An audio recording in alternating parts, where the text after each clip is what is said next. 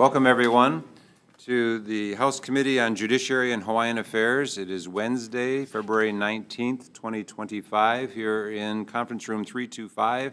Welcome everyone. Thanks very much for being here. I welcome members of the committee, and the others who aren't here are probably watching on TV. So when you testify, I'd love for you to come up to the lectern, and so that the camera can get you and the mics can hear you, so that people who are watching on YouTube can hear you and see you. That's always beneficial. For those who are testifying on Zoom, please make sure that you turn your camera off, you keep your camera off, and mute your microphone until it's time for you to testify. And then after you're finished testifying, then turn everything off again. I would request everyone, if you could, to keep your testimony to about 2 minutes, and I'll ask you to summarize at that point. And stick around after the bill testimony is complete so that we can have an opportunity to ask you questions. If you're testifying via Zoom, please don't use any copyrighted images or trademarked images behind you, because it kicks us off of YouTube, and we don't want that to happen. If you have any technical issues on Zoom, you can use the chat function to communicate with our excellent IT staff here, and they can help you out. But don't send me any messages, because I don't get them. If you would, please conduct yourself with aloha, and don't get all hoo-hoo about things. We're just going to listen to each other with respect. It's okay to disagree, but let's not be disagreeable. We're all in this together here to try to do the best things for the state of Hawaii. Okay, let's go ahead and get started here. First up on the agenda is House Bill 150, relating to firearms. This measure prohibits a person from lending a firearm to a person who does not have a firearm permit or does not have a registered firearm. And it goes on, but that's in general what this is about. First up, we have testimony from the Department of Law Enforcement in support. Next, we have testimony from the Honolulu Police Department on Zoom. Carlene Lau, please proceed. If you would turn on your camera and unmute yourself, we'd love to hear from the Honolulu Police Department.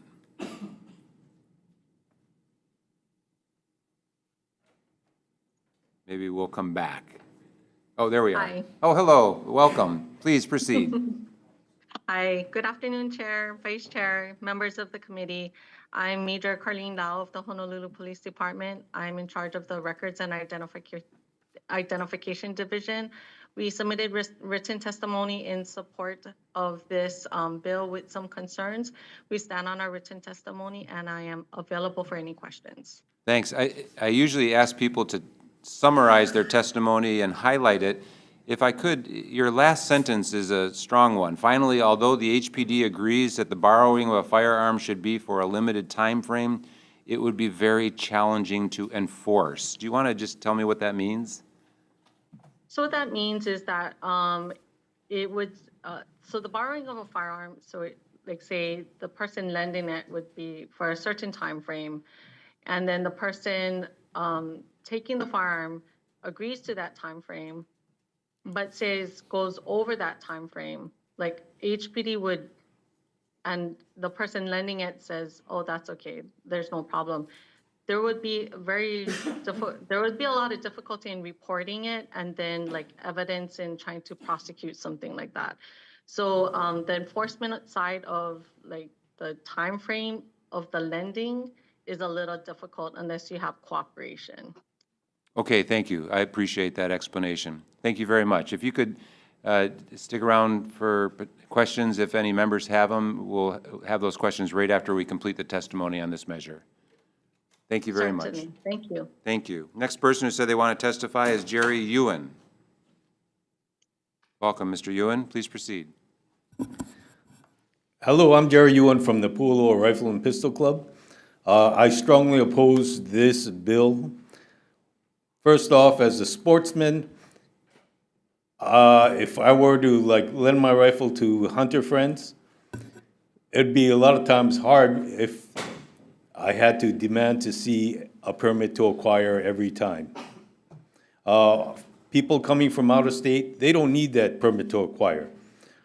Being a service member in my past life and the president of my club where we do competitions, I've met people from all over the country and the world. I invite them to come shoot in my club. If the Marines let them, I will. They can't bring their guns unless they're registered here in Hawaii and with the Marine Corps. So I have to lend them guns if they want to compete. That would make me a criminal for doing something like this. So as a competitor and as a sportsman, a hunter, also the term lending guns, let's say I go on a trip to the mainland, leave my spouse at home, I take 2 of my guns with me to compete.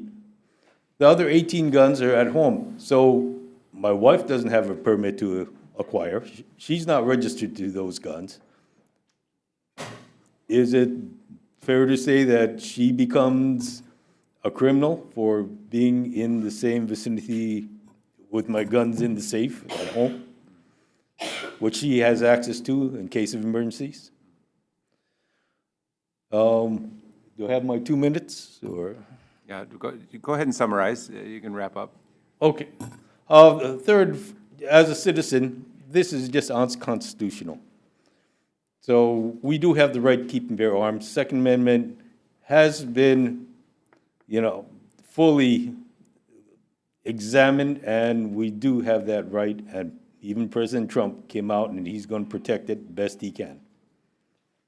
Thank you very much, Mr. Ewan. And I appreciate you want to be a nice guy and be able to lend your firearm to visitors. I may appreciate that for competition and such. Okay, let's move on. The next person that said they wish to testify is Margaret Mejia. Not present on Zoom? Nope, not present on Zoom either. Okay. Next person that said they want to testify is Michael Rice on Zoom. Please proceed, Mr. Rice. One moment.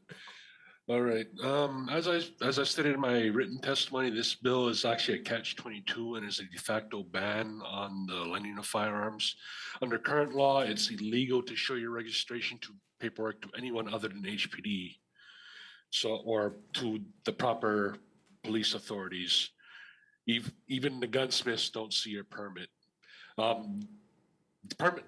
Registration. Permits to acquire are usually confiscated by the police once they're expired. Like my handgun permits, I need to turn those in to get my registration.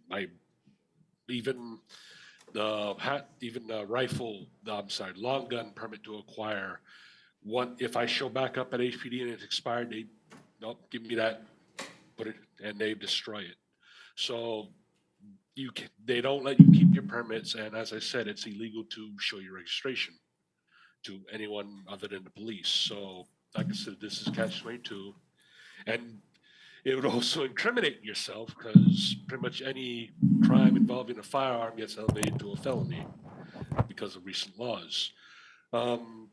This also negatively affects gunsmiths as well as gun stores. Like, if I need to have my gun looked at, they need to get it done within 12 hours and get it back to me, which a lot of guys are backed up on work, so they can't get that done feasibly. There's also instances like where people simply do not have registration paperwork. A friend of mine who went through, who had to give me his guns because he was kicked out of his house. I acquired them legally before the registration scheme kicked in. So he wouldn't have had any kind of paperwork to prove that was his. I just had to take it for him, put it in my gun safe, because that was better than him taking it to the homeless camp he was going to be at, and all he would have is a tent and a towel to prevent their theft. If you would summarize, please, Mr. Rice, that'd be great. I believe I hit all my points. Thank you very much. Thank you very much. Appreciate you giving testimony. Next person said they want to testify is Michael Older on Zoom. Please proceed. Hello. My name is Michael Older, and I'm in strong support of this bill. I believe that it would strengthen gun safety laws, and I feel like under this kind of bill, it would create a more it'll create a better atmosphere of a better, stricter requirement for gun safety. Though I do kind of worry about what the police has said earlier with the social policing that's needed, like to figuring out how long time frame. I overall think that this bill is important and warrants its passage, if only so we could get more responsible make gun owners more responsible and keeping our area safe. Thank you. Thank you very much. Next, we have John Terry. Not present. Next, we have Jason Wolford on Zoom. Please proceed. Good afternoon, Chair, committee members. My name is Jason Wolford. Testifying in strong opposition to this bill on, as my testimony states, I stand on it. But I would like to point out a few things on this. This isn't doing anything to prevent criminal or stop crime or violent crimes of violence. It negatively impacts law-abiding citizen. As a firearms instructor, if I teach a firearms safety class for rifles or shotguns, as we do with the youth program here, with the youth rodeo program, I cannot lend that rifle or shotgun to train an individual, especially the youth programs, because they're not of age of 21 to be able to be lent a firearm in order to learn how to safely use the firearm. Second, if an adult decides to purchase a rifle or a shotgun for home defense, they have no desire for a handgun, as many people have. They cannot take a class to acquire a firearm because part of the class is they need to handle the firearm. So unless police departments are just going to be issuing blanket permits to acquire for people to take classes, I don't see logistically how this is going to work or stop and prevent any crime. So you're actually hindering law-abiding citizens. It's not really targeting gun violence or preventing anything other than law-abiding citizen trying to follow the rules and get educated. So thank you for your time. Certainly. Thank you for testifying. Next, Todd Yukutake. Welcome, Mr. Yukutake. Please proceed. Aloha, Chair, committee members. I'm opposed to this bill. As an instructor, firearms instructor, firearm instructors borrow firearms all the time. Like I teach a range safety officer course, and to do that, I have to teach how to operate different types of firearms. You know, everything from lever actions to pump rifles, all kinds of stuff. And I don't have all of those firearms, so I have to borrow them from other instructors. And some of these classes can be 1 or 2 days long, and some of them are even on the outer islands too. So I wouldn't be able to teach the range safety officer class, you know, with all these firearms that I borrow from others. Same is true for students. You know, people taking firearms classes, sometimes they borrow firearms, they don't have their own, especially like military too. Military want to do outside recreational firearms classes. A lot of them don't have firearms because strict base rules, so they borrow firearms. And, you know, friends, family, coworkers, yeah, I loan out my firearms for that, and hunting also. Now, another point is under 21. Like on the mainland, parents can actually gift firearms to their children, handguns, rifles, shotguns, and then the children actually own it. And they don't have to go through background checks in most states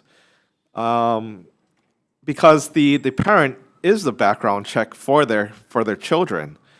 And, you know, in Hawaii, we can't do that. And now you're trying to cut off, you know, even loaning firearms to children would be prohibited under this bill. So, yeah, in most, or maybe even almost all other states, California and New York included, parents can gift ownership of the firearms to their kids. Sometimes it requires background checks and stuff, but Hawaii would just cut everything off completely. And I don't think that's necessary.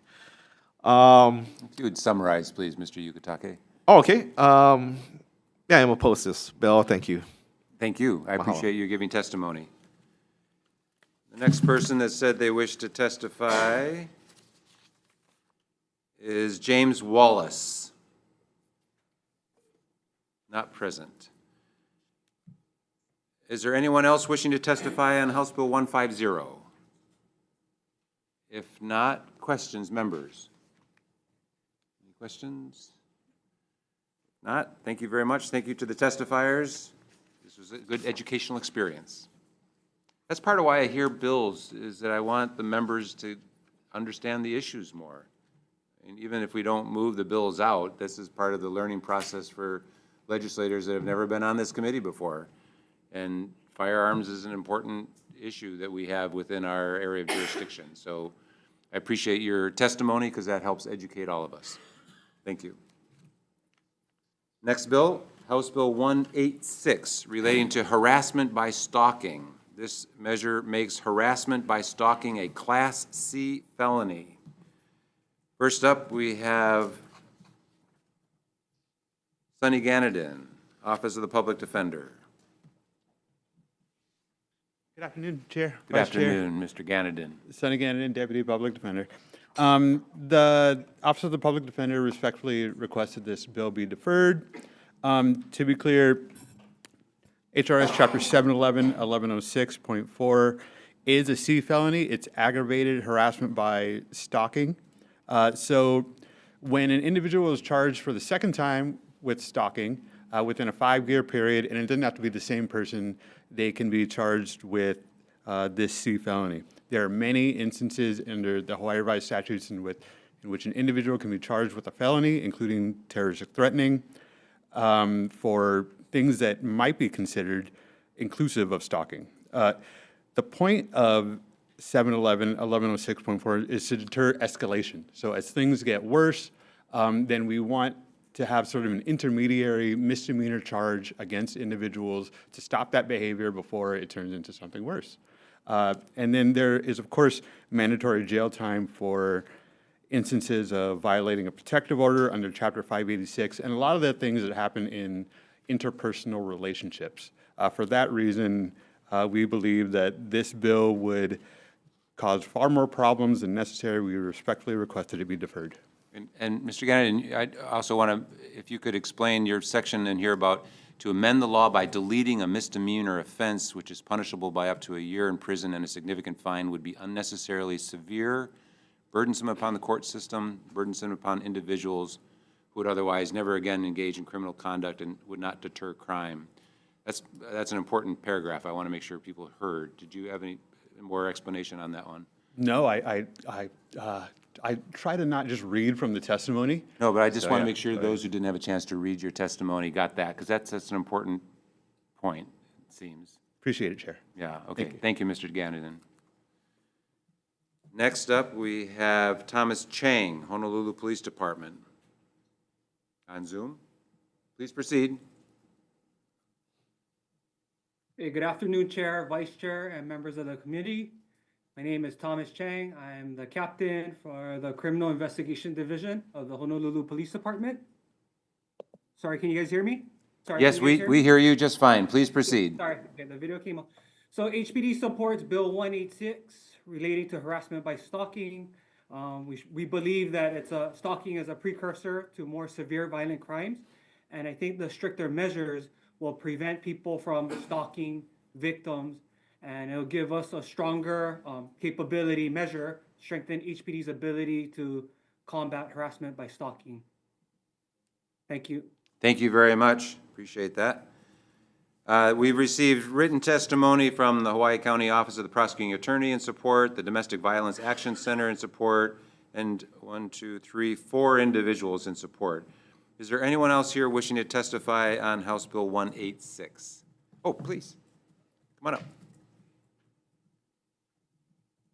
Come on up and introduce yourself and proceed. Aloha Chair, Vice Chair, committee members. I'm Angie Mercado, the Executive Director of the Hawaii State Coalition Against Domestic Violence. We are the association of nonprofit organizations doing domestic violence work in the state.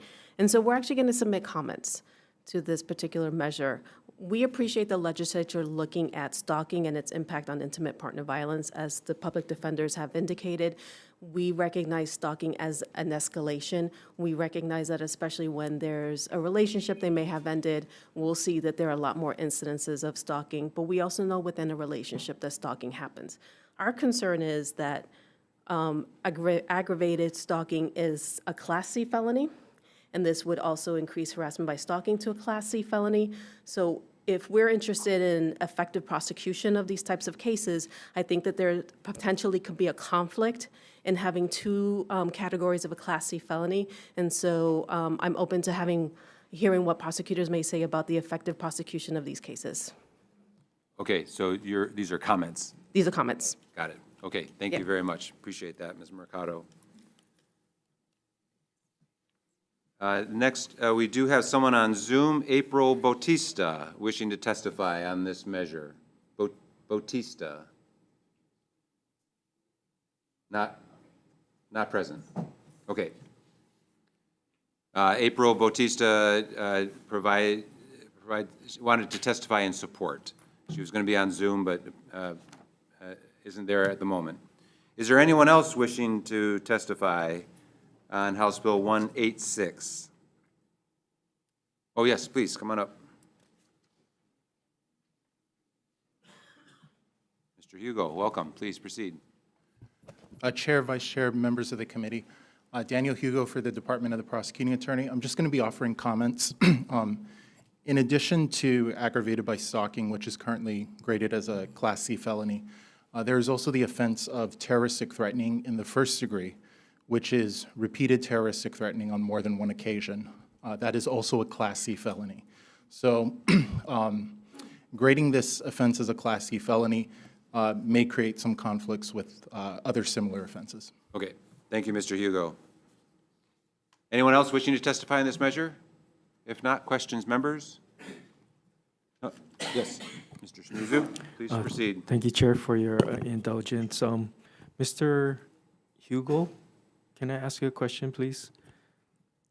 You know, you repeated a phrase that Ms. Mercado stated regarding the Class C conflict, and I'm not really clear about that. Can you clarify that, please? So if there are other offenses which may be of a greater severity, but are graded at the same offense, that could create some issues in terms of just whether or not that's a rational grading.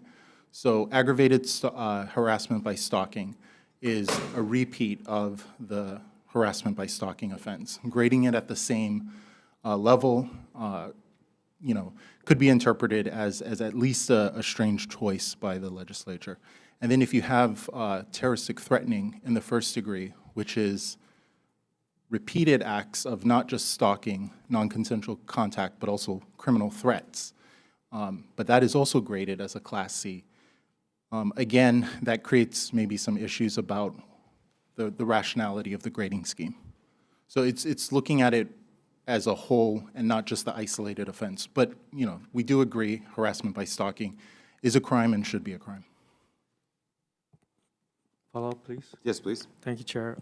So would you comment on Office of Public Defender's comment that striking misdemeanor, which is I guess an option for sentencing or labeling the crime more accurately, is that an accurate statement, or would you comment on that? I mean, it's ultimately our position that it's the legislature that decides the grades of offenses. One of the reasons why we are not taking a position on this bill is just that when you look at other offenses, you would want to have a more holistic approach. That's our assumption. Okay. Thank you, Chair. Thank you very much. And Mr. Hugo, that was another quotable quote. It would be, passing this would be a strange choice of the legislature. That's very quotable. I appreciate that. Okay, anyone else wishing to testify on House Bill 186? If not, any other questions? I think we'll move on. We do endeavor to be rational here, so I appreciate the reminder. do that? Oh, do we have, April Bautista on Zoom, wishing to testify on House Bill 186. Please proceed.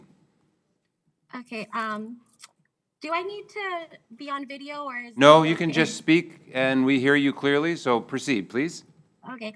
Hi, I'm April Bautista. I'm a Kalihi Palama resident and a fourth-generation Filipino American in support of House Bill 186. Last year, I was in my first ever domestic violence situation. I had worked at the state capitol. I worked city council. I worked for the Office of Elections. You know, I always was doing constituent relations, and I never thought it would happen to me. And it's not because of the fact that I have a college degree. It was the most scariest time of my life. I just had a newborn. I was getting evicted, and my stalker, my abuser, he had the key to my apartment. I had called the police, and there was nothing I can do because I was so embarrassed to share that I was in a domestic violence situation. The police officers who report to Kalihi Palama have been the most helpful to me, but they're not lawmakers. They enforce the law that's presented to them, and the best they can tell me was, "I'm sorry." The police officer stayed with me as long as he could, but going to sleep with my 4-month-old baby, not knowing if he was gonna come through the door, was terrifying. I didn't have access to a car. I called all the support I could. There was no money for transportation to take me. This was 2 a.m. Again, I live near the Zippies and Pu'uhali. And it's only taken me now a year to tell people that I was in a domestic violence situation because I was so embarrassed that I had put myself in that situation and I should have known better. But through therapy and lots of money, it wasn't my fault. I did the best I could to survive 2 years of domestic violence, both verbal and physical. And it wasn't until I lost my job that it got physical and I had to leave the state of Hawaii. I don't know if this bill was a result of what happened to Teresa, but that was such a wake-up call for me that I couldn't die. I took the abuse night after night until I begged my parents to come and rescue me. I share this because I'm probably not the only one. You know, people think that it only happens in places like Waianae or Wahiawa, but it happens in Kalihi all the time. So to be honest, I haven't read the details of the bill, but if it got this far, it's worth passing. So I strongly urge lawmakers that are in the middle of deciding what to do, you know, do your job and research to make sure this bill passes through, because I lost a job from this.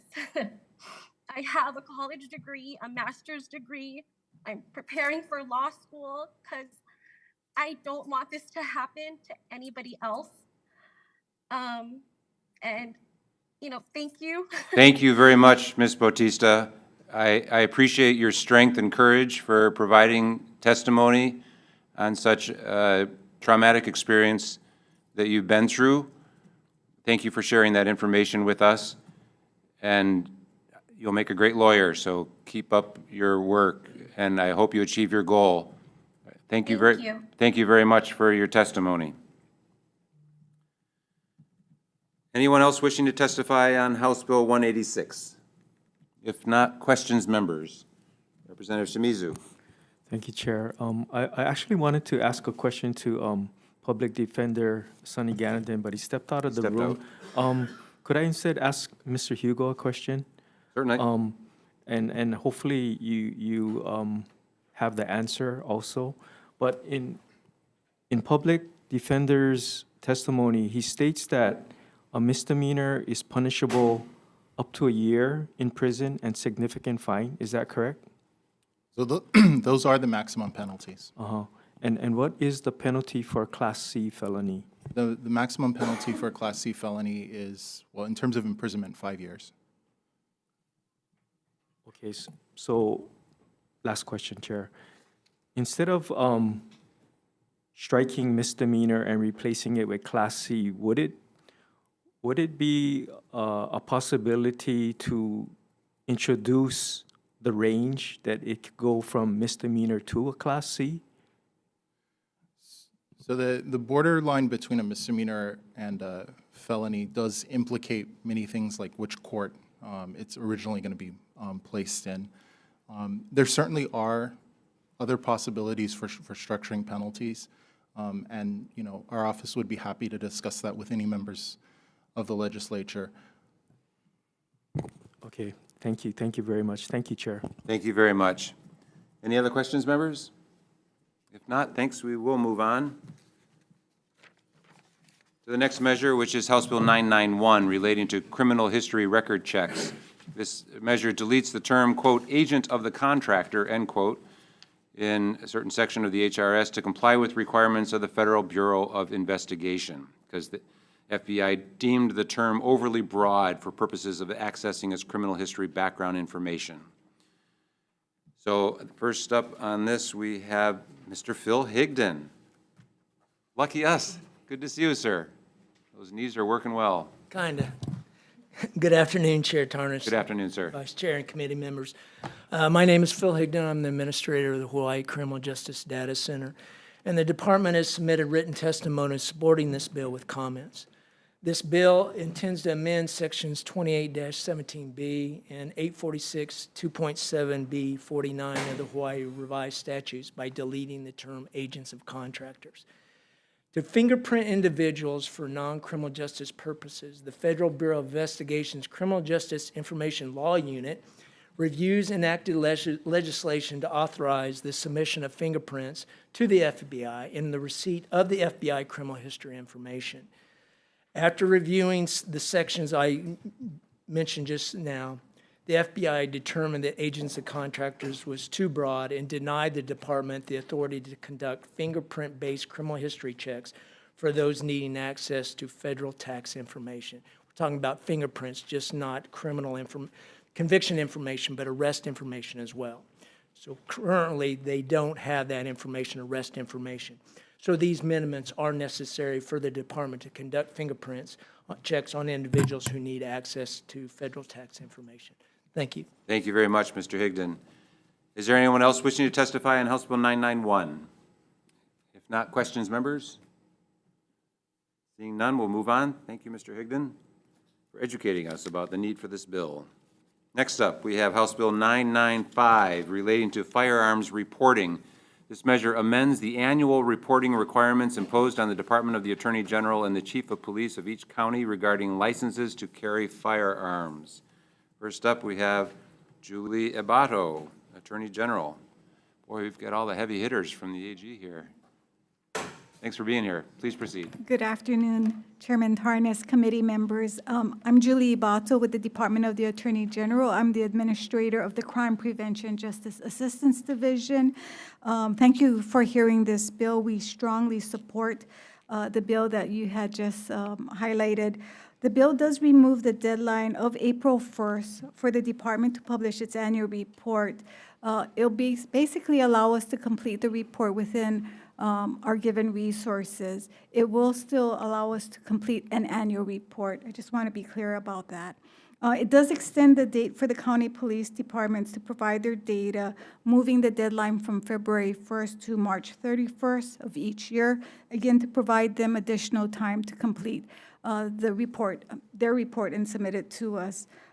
It really is the intent to complete the report as completely and as well as we could with the deadlines removed versus focusing on the deadline and getting you a report that may not be as complete as you had anticipated. With that, we stand by our testimony. If you have any questions, I'll be here. Thank you very much, Ms. Ibato. Next, we have testimony from Carlene Lau at the Honolulu Police Department on Zoom. Please proceed. Hi, good morning. Good morning, Chair. Good morning, Vice Chair and members of the committee. I'm Carlene Lau of the Honolulu Police Department, Major of the Records and Identification Division. We stand in support of this bill, and the reason is that that we continue to support and facilitate the effective reporting of statistics for firearms. And it's our commitment to transparency and accountability to the members and citizens of our state. I'm available for questions. Thank you, Major Lau. We've received testimony from numerous individuals: Bronson Texera in opposition, Michael Older in support, Willie Colt in opposition, Ryan Willis in opposition, and we have one individual said they'd be here, John Terry, providing testimony in person, not present. Okay, that's all that said they would testify. Is there anyone else wishing to testify in House Bill 995? If not, questions, members? Yes, Representative Belatti. Just a quick kind of curiosity question. Are you folks prepared For the Julie Ibato, or the Attorney for the General? Attorney Generals? If Just guessing. Sure, thank you. If this bill weren't to pass, is the Attorney General prepared to provide a report on April 1st, 2025? Yes. Okay. In fact, we actually provided a report for last year for the prior calendar year, and so this would be our second report. We do post it on our website.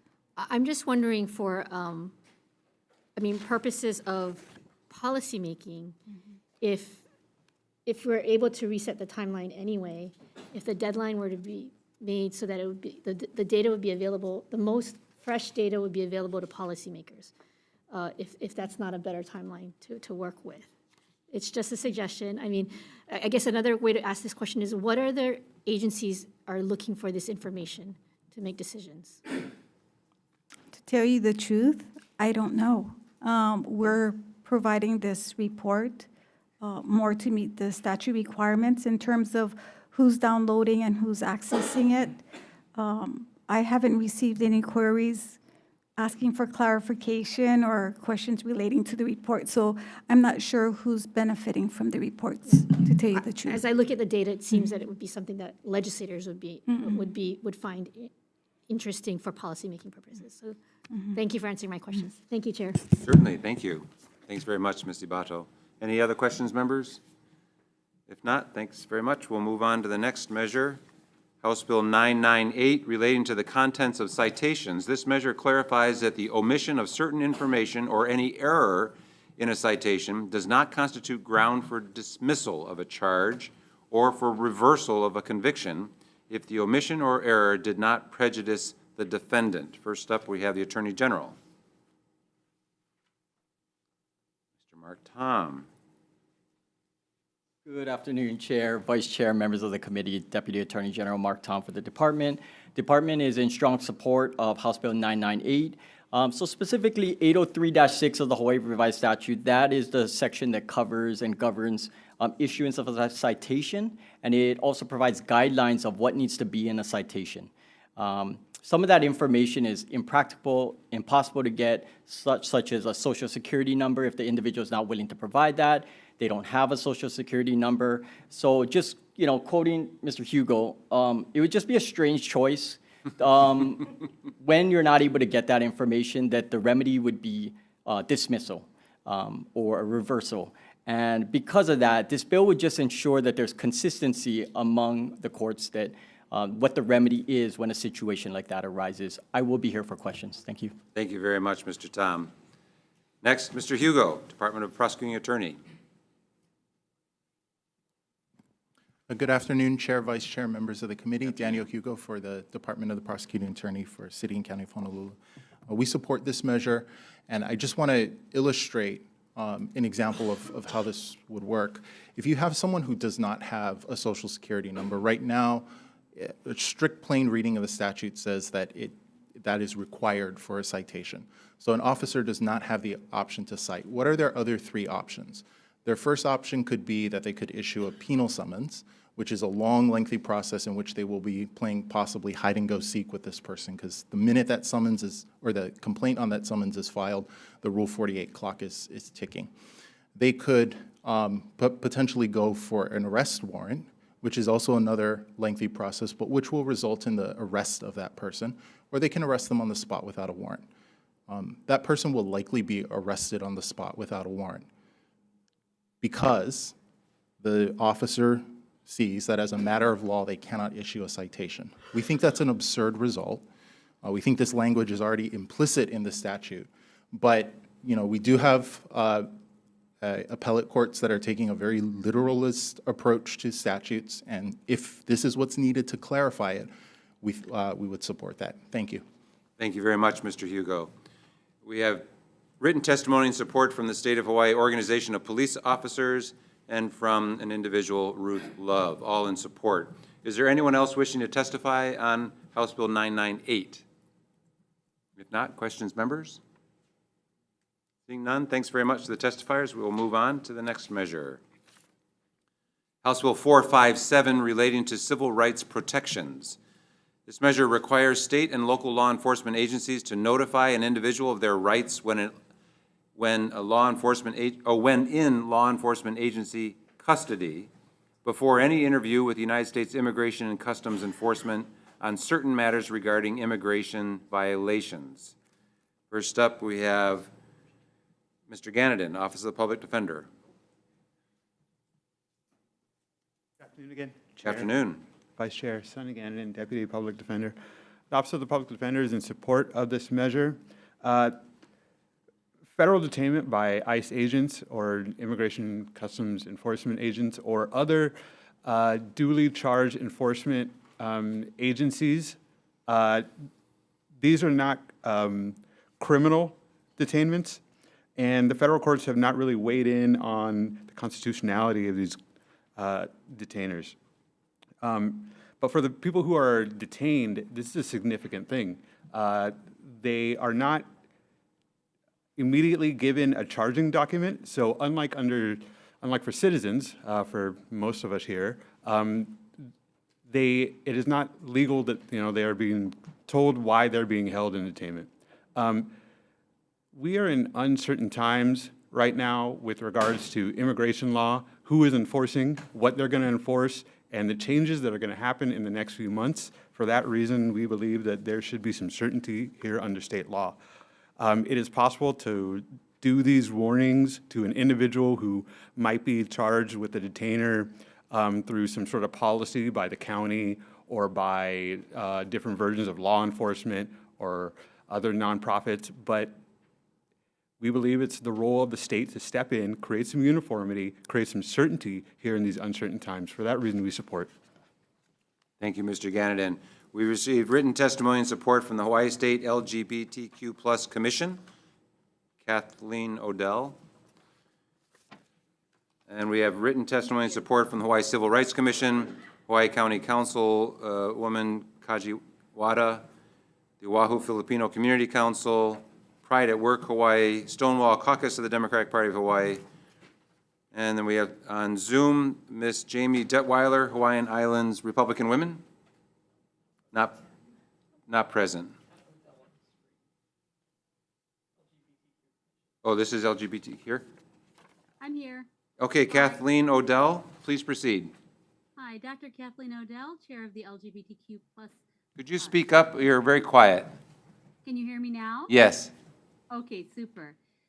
We stand in strong support. The LGBTQIA+ community, particularly those who are undocumented or seeking asylum, face unique challenges and vulnerabilities, including heightened risks of violence, discrimination, and inadequate legal representation.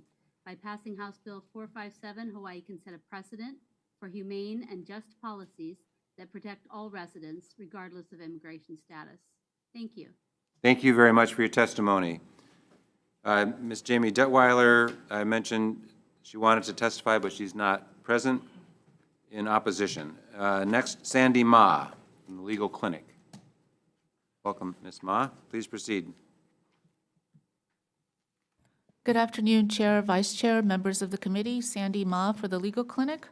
The Legal Clinic is a direct legal services provider for our immigrant and migrant communities. We've all seen recently what is happening at the national level and also here in Hawaii. These are deep, dark, and troubling times for not just only our immigrant and migrant communities, but for all of us here. This bill, HB 457, is to install some guardrails for, it's to protect everyone. It's to protect people from federal overreach. It is very important, this bill. We understand there are some concerns with HB 457, but these protections set forth in HB 457, again, is to protect everyone, because everyone could be under attack. These protections are permitted under state law and are currently allowed under federal law. We ask you, as our legislators, as people who are public servants, who are elected to protect us, to act in our best interests, to protect the most vulnerable amongst us. We are willing to work with you, to work with counties, to work with our law enforcement, to support our immigrant communities, and to work with everyone who's under attack. I'm sorry I'm emotional about this. I am an immigrant. My family are immigrants to this country. We love this country, and it's just disheartening at this time. Thank you. I'm available to answer any questions. Thank you, Ms. Ma. I appreciate your testimony. Next person that said they wish to testify is Liza Ryan Gill with the Hawaii Coalition for Immigrant Rights. Please proceed.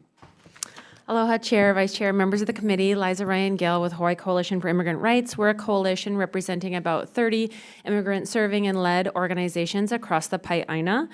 And I just kind of want to bring this back to the logistics of what this bill gets at, right? So any of us who have watched a cop drama know that when somebody is arrested, you get Mirandized, right? You are told that you have the right to remain silent, that you have, if you don't have counsel, one will be appointed to you. Those same rights apply to anybody who's on American soil, right? So anybody who's here in the United States. Also, when you are detained, even if you are outside of status or your status is an issue, and Immigrations and Customs Enforcement wants to see you when you are in a jail-based setting, all this bill does, it doesn't keep Immigrations and Customs Enforcement or Department of Homeland Security from doing anything of their job. You just let the person know who is already detained that they still have rights, same as like those Miranda rights, that they have the right to refuse an interview. And what we're asking for, anything coming out of the federal government that is targeted towards this extension of just helping people to understand what their rights are. There are other issues that the feds are looking at as far as like lack of cooperation. This is not included in anything that we have seen at this point in time, but we are always willing to work with the legislature and the counties to figure out what's the best way to make sure that everybody understands what their rights are, given this moment that we're in. Mahalo. Thank you very much, Ms. Gill. Next, Veronica Mendoza, Roots Reborn Maui, in support. Not present. Next, Amy Agbayani.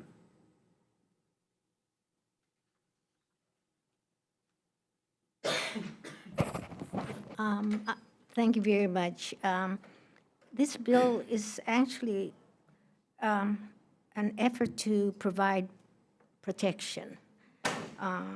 It requires state and local law enforcement agencies to notify an individual of their rights.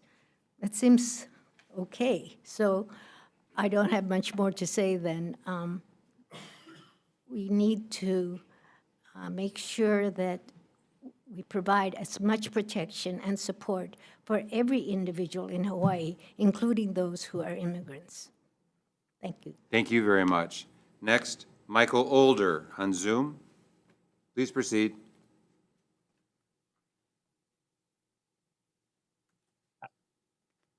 Hello, Chair. Hello. Hi. I'm in strong support of this bill. I feel like a lot of immigration law is unfairly balanced, and I feel like the bare minimum of keeping those detained informed is informed of their rights is just the bare minimum that we should be doing. There's a lot. And that's pretty much the summary of the testimony I submitted. So so I support this bill. Thank you. Thank you very much. Appreciate it. Mr. Older. Next, Michael Goliuch. Good afternoon. Michael Goloy Jr., President of Pride at Work Hawaii, pronouns he, him. On behalf of Pride at Work Hawaii, we want to thank you for hearing this bill. It's unfortunate that this bill is even necessary. The way we view it here at Pride at Work is that this is just enforcement and reiteration of what's already enshrined in the Article 14th of the U.S. Constitution to ensure that everybody has their rights. And especially not just immigrants, but as we've seen the overzealousness or just not caring on the continent when they are swooping up Navajo, as well as other indigenous members and Puerto Ricans into these ICE sweeps. That this is definitely something that needs to be done, and making sure that we protect immigrants. Immigrants make this country stronger, and so we encourage you to pass this bill. Mahalo. Thank you very much. Next, April Bautista. Hello. Yes, we hear you. Please proceed. Okay. I'm April Bautista. I'm a Kalihi Palama resident, and I'm actually a longtime community organizer around immigrant rights since 2008, since UH Manoa, when people thought there were no Mexicans in Hawaii, which doesn't matter. This bill, I think, continues to show strong support to already existing legislation that have passed years before, such as driver's licenses. I don't know if you're at the Capitol before, but I used to host lunch and learns actually in the conference rooms, inviting community members to learn about the immigrant community and not just undocumented immigrants. You know, I read some testimony. There are the statistics there, but a lot of families in Hawaii lived in mixed status residences. And what that means is one person is a US citizen, the other is not. Again, I've been doing community organizing around immigration and have been trained in DC, California, from one of the top community organizers in our country around immigration. So I think this bill needs to pass, not just for continuity and a support for immigrants, but also in support of the law, right? We want to make living in Hawaii easier. So this is just another thing that we need to do because like people had said, we live in different times. We don't know what's gonna happen. And instead of being reactive, this here is a proactive bill. And furthermore, I suggest that in addition to verbally saying what the rights are, perhaps partnering with the ACLU to distribute Know Your Right cards. I don't know who's in charge of ACLU now, so I don't want to put them on the spot. But I know like 15 years ago, they had Know Your Rights Ready cards. I did a lot of organizing work on Maui and the Big Island. There's a lot of farmers. You know, that's where the Mexican labor workers are. If you've ever taken flights, you've seen the Paniolo looking cowboys, which are, I don't know if they're called Mexican cowboys, they're not, but they work on the farm. They contribute to our society. If you could summarize, please, that would be great. Okay, so this is just a reminder that we need to support the bill so that we can, you know, keep doing what we're doing, and that's protecting everybody. Thank you for the chance to testify. Thank you for your testimony. Last person that said they wish to testify is Mary Healy on Zoom, not present. Is there anyone else wishing to testify on House Bill 457? Yes, please, Dr. Lewin. Thank you. Jack Lewin, Administrator of SHPTA. Thank you, Chair Tarnas. You'll have to tell us what SHPTA is. The State Health Planning and Development Agency. Thank you. And Vice Chair Poi and members.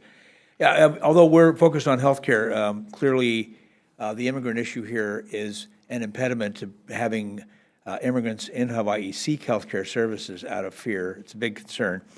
So I just really wanted to say, aside from the testimony that we submitted, that this is this kind of notification is a minimally essential part of protection of immigrant rights. And it's also essential if we're going to maintain our tradition as the Aloha State. Thank you very much. Thank you very much, Dr. Lewin. I don't show us receiving your testimony. Maybe you could provide it to us again. That would be great. I apologize. Okay, anyone else wishing to testify on House Bill 457? If not, questions, members? Representative Bellotti. I didn't see anyone from SHOPO or the law enforcement community. That would have been who my questions would have been directed towards, unless there's someone from Attorney General's office who can speak. If not, I'll yield. Okay, thank you. Any other questions, members? Representative Shimizu? Thank you, Chair. Thank you, Rep. Bellotti. I had the same sentiment, but I'll shift gears. And could I direct a question to Ms. Gill? Was Ms. Gill? Yes, right here. Can I ask you a question, please? Hopefully you can answer. You brought up an interesting point that wanting to assure that the person in question understands the communication. Yep. So I'm wondering, would that happen, or is that happening? Is that happening across the board to even regular people who are citizens and they have language barriers? You think that is possibly happening already? Well, to some extent it should be. It is under federal law. Under Title VI, we have, anytime somebody isn't engaging meaningfully with a state agency that receive federal funds, they should also be, told the information that is pertinent to them in a language that they can understand. Which is why, like, if you go to the fourth floor and you say you want to even vote, you're allowed to vote in another language, or that information is given to you. That's under the same federal law. Okay, so what I'm hearing is that it shouldn't be happening, right? That it should be happening. I'm not sure exactly. I mean, it should. I mean, when I say it shouldn't be happening, the language barrier should not be happening because they should have provisions to communicate in the person's language. Yes. Okay, so what you're saying and what you're saying this bill does is assure that provision for someone in question that is not afforded that provision right now. So, and then I'd welcome Sandy if she has anything to share on that as well. But right now, if they're detained, it would include, there is like a form that you can show the individual. I'm not sure, we have had conversations with Chief Logan and HPD. They were really amenable on this bill and said, they actually brought up the issue of not all folks being literate. And so we're like, okay, well, if we gave it to you in multiple languages, and they're like, but not everybody reads. And we're like, okay, well, what if we get it, do it auditory so that you can just play it and somebody can designate their language. So they've been very supportive. But if you wanted to speak to that, Sandy. Thank you, Rep. Shimizu. You're bringing up some really great points. So right now, when ICE wants to interview someone and then that is the person who's being sought to be interviewed is not notified at that time again of their constitutional rights. And so they could just automatically be brought to be interviewed by ICE. And so that is the disconnect that we are trying to address, that the person can be told in language, whether orally or in writing, that they still have the constitutional right to have an attorney present, to remain silent, or to speak if they want to speak directly with ICE. So would you say that's the only difference that would possibly happen, is the language provision? It's the notification.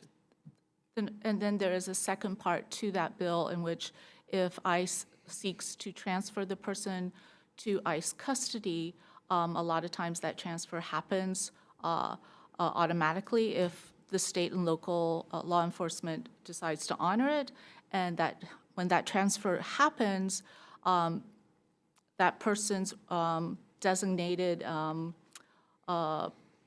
representative, whether it's an attorney or someone else, is not notified the person has been transferred out of state and local custody to ICE. So then people do not know where the individual has gone, And so that is a great concern too. Like if I'm representing somebody who is in state or local custody and that person gets transferred directly to ICE, I don't know where my client has gone.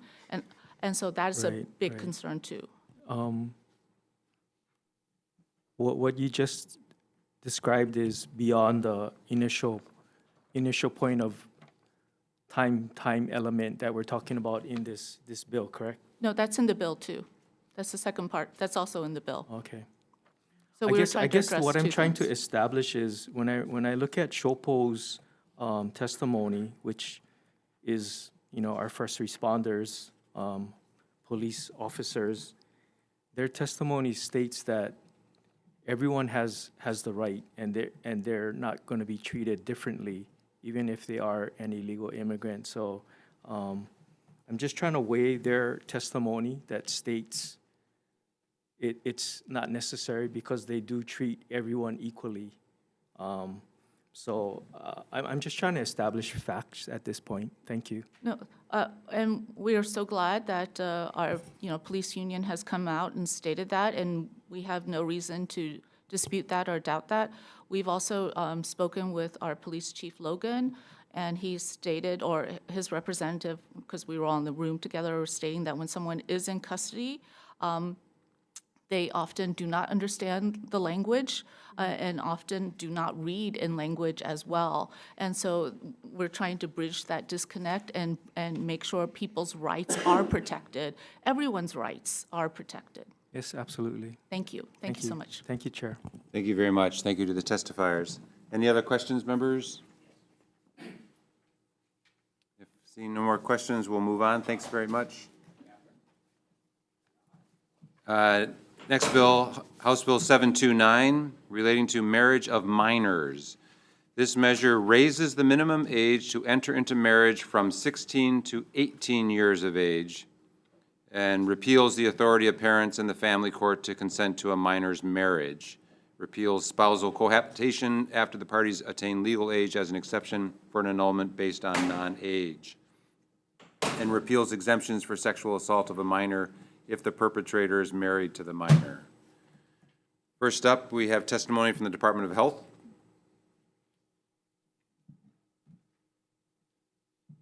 Good afternoon, Chair, members of the committee. Lauren Kim, Department of Health Planning and Policy Officer. The department submits comments just to provide some context and give you a sense of scope. We did a 10-year look back, and during that time, there were 216 people who got married to each other. In general, the large majority of them were Hawaii residents, so Hawaii teens marrying other Hawaii teens. There were some outliers where a 50-year-old man married a 17-year-old girl or a 45-year-old woman married a 16-year-old boy. So those are onesies and twosies, but they are there, and they do raise eyebrows. That being said, the next cohort would be mainland teens marrying mainland teens, and they're for one particular state. Utah, I'll just name them. So that's the information we wanted to provide the legislature just to give some context to this proposed amendment. So I'm available for questions. Thank you. Thank you very much, Mr. Kim. Next, we have testimony from the Department of Human Services. Hi, good afternoon, Chair, Vice Chair, and members of the committee. I'm Daisy Hartsfield on behalf of Director Yamane. I'm the administrator for the Social Services Division. The department appreciates the intent of this bill. We provided some comments, and we also defer to the Department of Health and the Department of Attorney General, who I'm not sure if they submitted testimony for this current draft, but the prior draft they did submit testimony, and it was accepted by the prior committee, their recommended amendments. I'm available for any questions. Thank you. Thank you very much. Next, we have testimony from Barbara Hastings on Zoom. Please proceed. Ms. Hastings?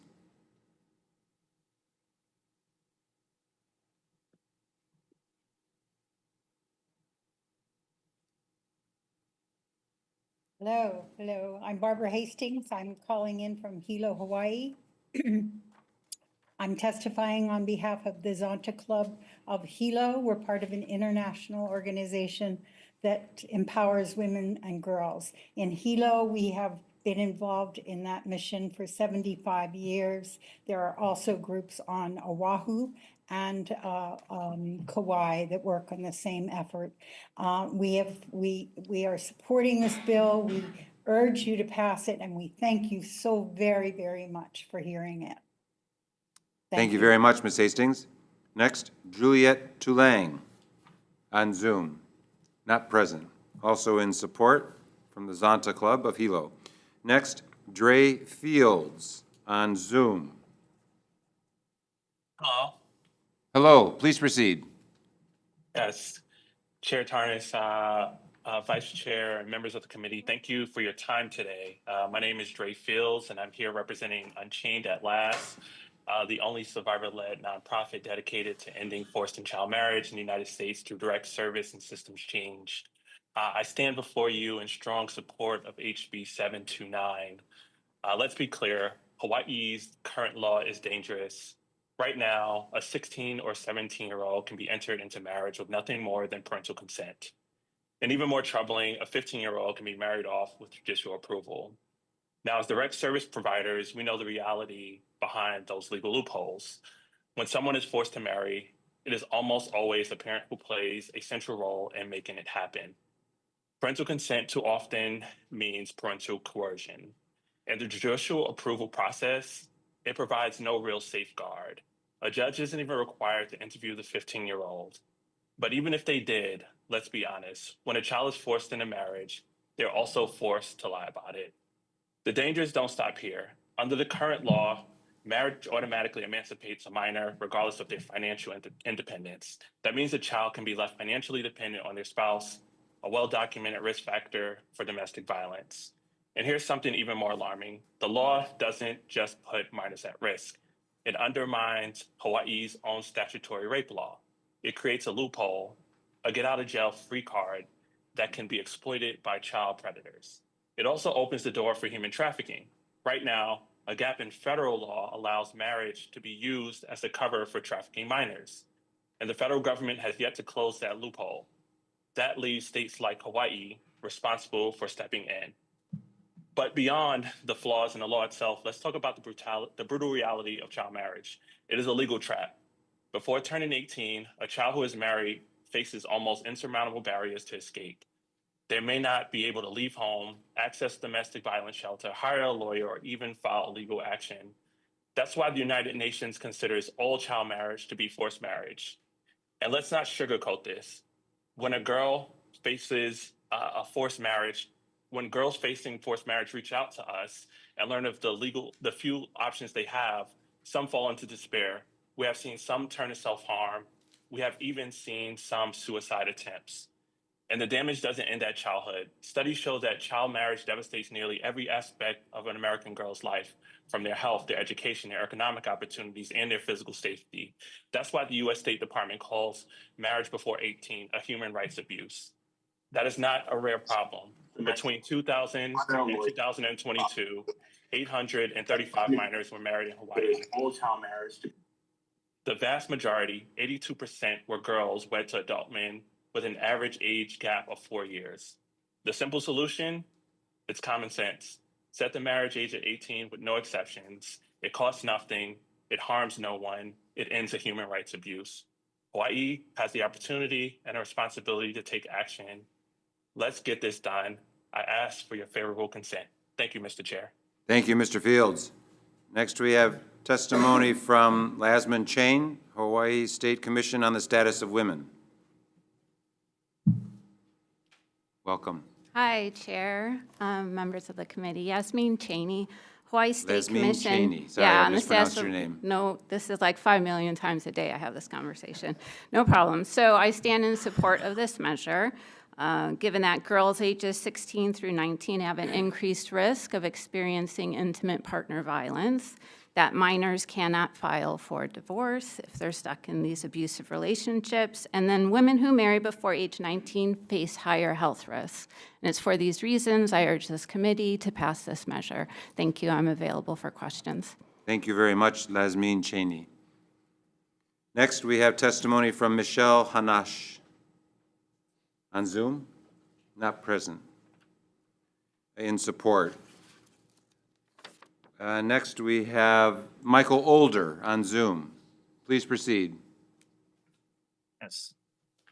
Hello, Chair. My name's Mike Older, and I'm in strong support of this bill. This bill, I believe, is very essential for the protection and safety of our keiki all over this country, as other people before me has said much more elegantly, that that this is just an absolute danger that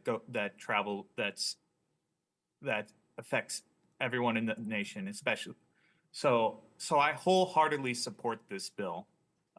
If I may add that one comment is that we to enshrine that there is no religious exemptions for this bill can be added. Just to be made in no exemptions can be made for a child's marriage.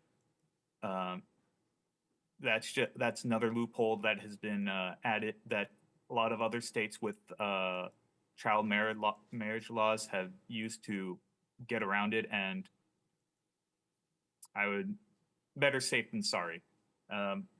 Just to recap, I think this bill is essential to the health of the keiki here, and please support this bill. Thank you. Thank you, Mr. Older. We're going back to Juliette Toulang with Zonta Club of Hilo. Please proceed, Ms. Toulang.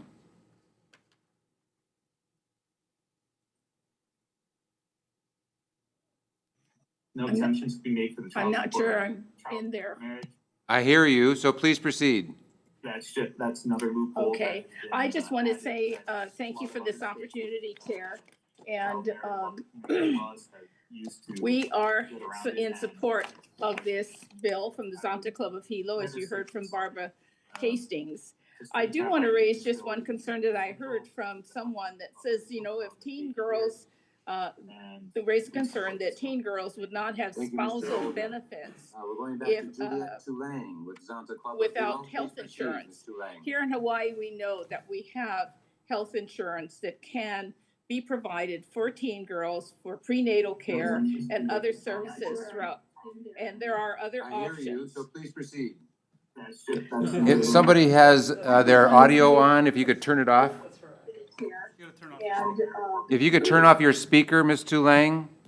Next up, we have HB 1499 HD1. Okay. Thank Does that you. work? Okay, so in conclusion, I want to say that, you know, there was a time where teen pregnancy or illegitimate child were like a family brought shame to the family and young people were forced to get married, but times have changed.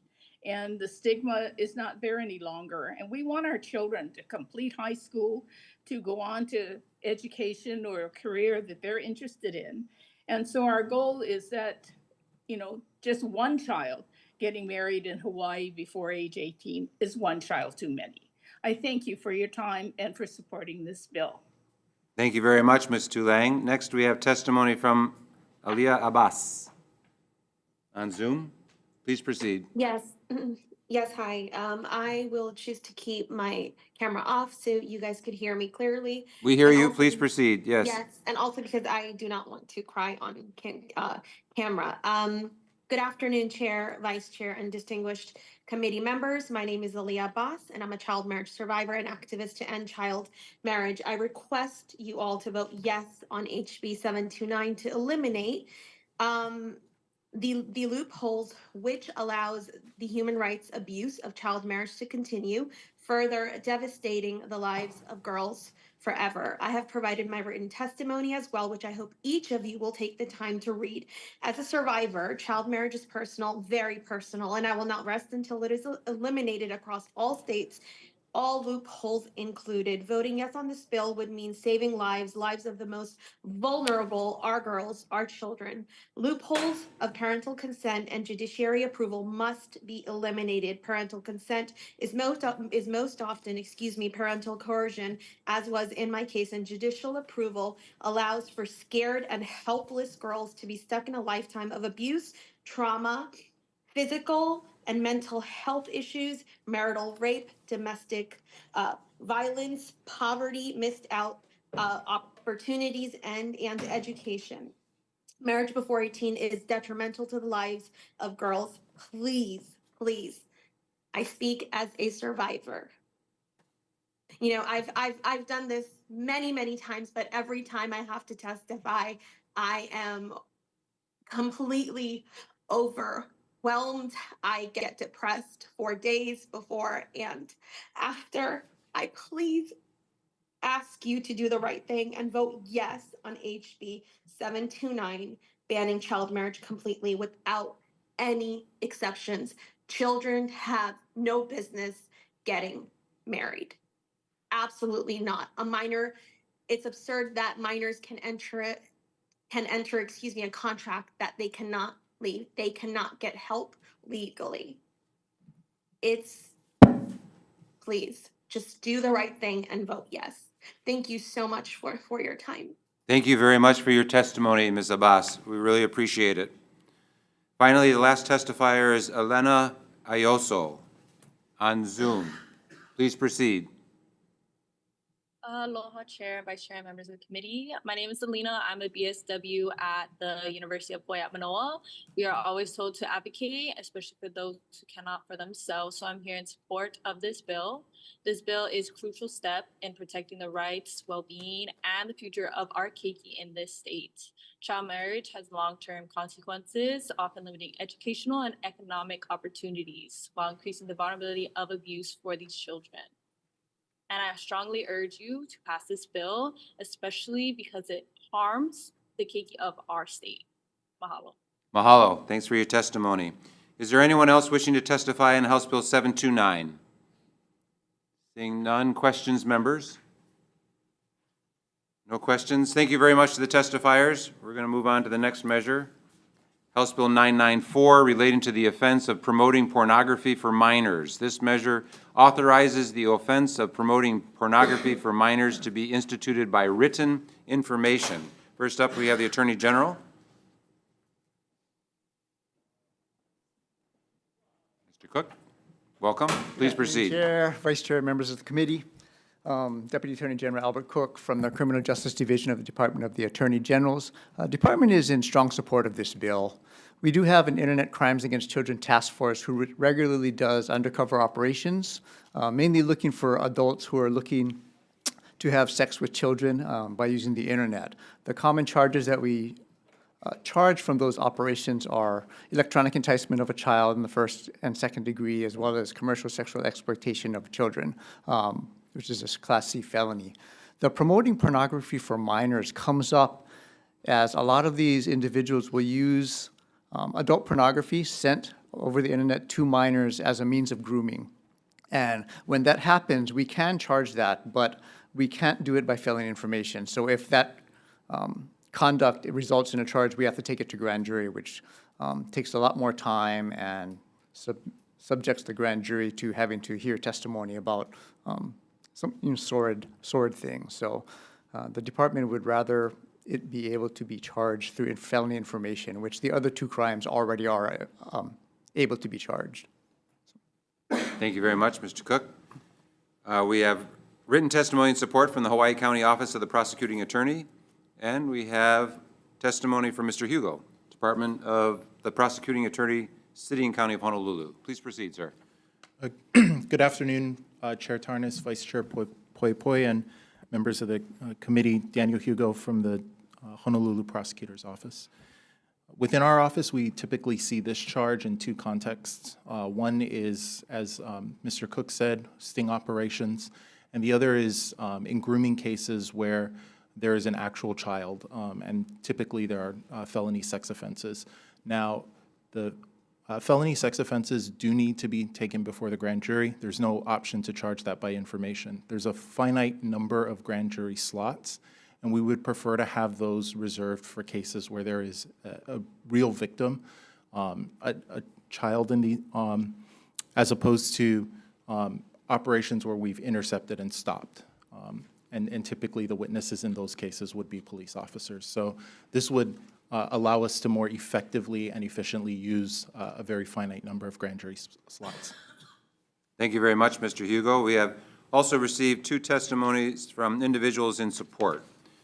Is there anyone else wishing to testify on House Bill 994? If not, questions, members? Seeing none, thanks to the testifiers. We're going to move on to the next measure, House Bill 963, relating to crimes against elders. This measure establishes strict liability for crimes against elders with respect to the attendant circumstance that the victim was 60 years of age or older. First up, we have the Office of the Public Defender. Mr. Bento, please proceed. Thank you, Chair, Vice Chair, members of the committee. My name is William Bento. I'm a member of the Office of the Public Defender. We do oppose this bill, and we've explained our reasons in our written testimony. I just want to highlight a couple of things.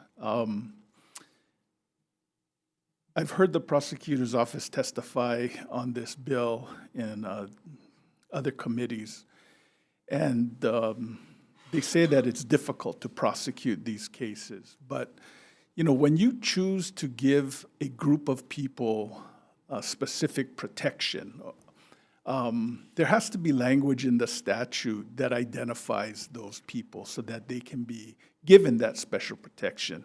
And I say that to you as a member of the group that's protected by this particular statute. The next bill that this committee is going to hear talks about special protections for another special group of people. In all of those types of cases, the defendant is supposed to know that that person is of that group. By the language in this proposed bill, it takes that away. And so it also removes the deterrent effect of the law, because it was written so that people would not target people who are 60 years of age or older. Now, part of what the bill does here is, I think, inadvertent. There's a special section in the law that says that if you commit a felony offense or a crime and somebody who's 60 or older is injured, there is enhanced penalties for that particular crime. This bill might undo that, because the way that the statute is written in 706, which deals with sentencing, does not speak to the defendant knowing or reasonably should have known that the person was 60. Yet there's other language that deals with disabilities and the knowledge of that disability for other individuals protected under the same statute. So by passing this, you undo that. And I think the whole purpose to protect this group of individuals, people 60 and older, is that if you do something like that, maybe you should face a more serious penalty. So by passing the bill, you might be undoing what's already in the law to give special protection to people who are 60 or older. I'm available for any questions as well. Thank you. Thank you very much, Mr. Bento. We always learn more by listening to your testimony. Thank you. Next up, we have Mr. Daniel Hugo, Prosecuting Attorney, City and County of Honolulu. Good afternoon, Chair, Vice Chair, members of the committee. Daniel Hugo for the Department of the Prosecuting Attorney, City and County of Honolulu. We're in support of this bill, and our testimony focused on the context where this is most problematic, which is first and second degree assaults. If you're dealing with theft or forgery, those are often crimes where we can show planning. But assaults, I'll just take a common example. I did elder abuse cases immediately before coming to the legislative team. Common example is that someone's attacked from behind, stranger. Now, there's no question that an assault occurred, and we can probably prove that the reason why that person was selected was because they looked weak and they looked like an easy target. But this person will still have the 59-and-a-half-year-old defense, which is to say, I thought this person was 59 and a half years old, so it is a regular misdemeanor assault. That doesn't appear to comport with the intent of the bill, which wasn't just to look at people who are selecting and targeting, but actually to consider the extended harm that is present when elderly people are attacked. And just briefly on the sentencing provisions, because I've charged sentencing enhancements as well. There is a requirement to know or should know, and we think that that's appropriate when you're looking at extending the sentence beyond an enhanced grade. But strict liability with respect to age is appropriate because of the greater harm that is present to the victims. We have a similar view in cases of sex assaults against children, where you don't get the "I thought they looked like they were 16" defense, and you don't get that because of the greater harm that is present to the victim. That's the same harm that's present here, and so it's not just a matter of target selection, which is bad and also should be enhanced, but it is the specific greater range of harm and danger that is present to elderly people when they are attacked. A broken bone for someone in youth, you can probably recover pretty fast. Broken bone to someone who is 65, 70, that is a much more devastating level of harm, and we believe that the law should recognize that. Thank you. Thank you, Mr. Hugo, for that explanation and your testimony. Last person said they wish to testify is Sandy Wong. Not present. On Zoom? Not on Zoom. Okay, not present. She wanted to testify in support. Is there anyone else wishing to testify on House Bill 963? If not, questions, members? Mr. Shimizu. Thank you, Chair. I have a question for Attorney General, please. You know, Mr. Bento from Attorney General? Public defenders. Mr. Bento is public defenders. Yeah, Attorney General, right? We've got prosecuting attorney. Or prosecuting attorney, my Mr. mistake. Hugo. Thank you. Sorry about that, Mr. It's okay, we're all Hugo. learning Yeah. who's with whom. Here we are.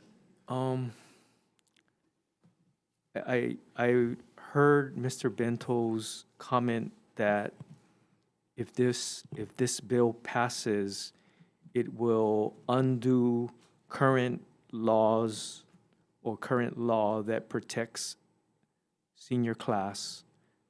Are you familiar with that? Would you comment on that? We just have a different view of the law. Those sentencing enhancements already can be charged, and we don't believe that this change in the law will affect those specific sentencing enhancements. What this will probably actually do is just lead to settlements in cases where there's no dispute about whether or not an assault occurred. There's just a dispute about whether or not the defendant knew the victim's age. We have a lot of trials where there's no question an assault occurred. It's on video. Everyone can see it. It's not a self-defense issue. The only thing that the jury is going out to deliberate is, does this person look like they're over 60? And quite frankly, we don't think that's an efficient use of judicial resources. Thank you for the answer. Thank you, Chair. Thank you very much. Anyone else? Any questions? If not, we'll move on. Thanks very much. Next measure, House Bill 1098, relating to crimes against protective services workers. This specifies that intentionally or knowingly causing bodily injury to a protective services worker who is engaged in the performance of the worker's duties is a Class C felony. Clarifies that a protective services worker is a public servant for the purposes of terroristic threatening in the first degree. First up, we have Department of Human Services. Good afternoon again, Chair, Vice Chair, and members of the committee. Daisy Hartsfield again on behalf of the Department of Human Services. This is an administrative measure that we are asking to go through so that we can protect our workers. Currently, the statute does allow for a variety of protective classes that include educational workers, firefighters, mental health caseworkers, and even sports officials. And this would add protective services workers to another category of protective workers. And so we're hoping that this will serve as a deterrent, this enhanced penalty, and that it will also allow our workers to feel safer and allow us the ability to also build the workforce, knowing that this enhanced penalty does exist if they are threatened to the level that would meet what this bill is proposing. And I'm available for any questions. Thank you. Thank you very much. Next, we have Thomas Chang, Honolulu Police Department, on Zoom.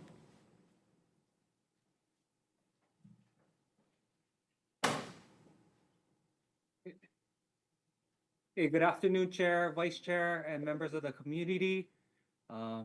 Committee. Welcome. My name is Captain Thomas Chang from the Criminal Investigation Division of HPD. HPD supports this bill. We believe that protective service workers, like child welfare services or social services who go check on the elderly. They should be protected, and we strongly support this bill. We have measures already in place to protect educational workers, correctional workers, and emergency workers. They're just as important as us. So this measure will definitely strengthen the penalties for people who commit crimes against our public servants. Thank you. I'm here to answer any of your questions. Thank you, Captain Chang. And finally, Daniel Hugo, Prosecuting Attorney, City County, Honolulu. Good afternoon, Chair, Vice Chair, members of the committee. Daniel Hugo for the Honolulu Prosecutor's Office. We're in support of this bill. And I do want to emphasize why this should be treated as a target selection case, which is that, you know, if the protective services worker is assaulted by a neighbor and it has nothing to do with their job, then it's rational to treat that as just another assault. But if that person is targeted because of their job, that doesn't just present heightened danger. We pointed to some cases of quite serious assaults. But it also has a chilling effect on other people who are trying to do the same job. And so it is appropriate that it's not just their status as a protective services worker, but the fact that they were targeted because they were a protective services worker. I'm available for questions. Thank you. Thank you very much. And we do have one more testifier on Zoom, April Bautista. Please proceed. Hello again. April Bautista, Kalihi Palama resident, but also former worker with the State Office of Elections. I worked the 2018-2020 elections for the state of Hawaii. My job was to train the volunteers and as a worker, help manage polling places across the state. That's polling places. As you know, in 2016, it was a very divisive election. Volunteers, if you remember, at polling places across the state, especially neighbor islands, volunteers would call me and say, I don't want to volunteer. I see what's happening on the mainland. I don't want to be in the middle of it. Again, I'm not speaking on behalf of the State Office of Elections. I'm speaking on behalf as a former employer with the State Office of Elections. And for me, we would get so many calls during trainings. We don't have security. We don't check people like, what's your political party? I had several people come up to me, men, point their finger, say they were going to do this. For example, in elections, we trust our citizens, right? If they say they live at this address, they sign an affidavit, we say, okay. I had a chair of a polling place tell me, I'm gonna require they show me a photo ID. I said, no, sir, that's against the law.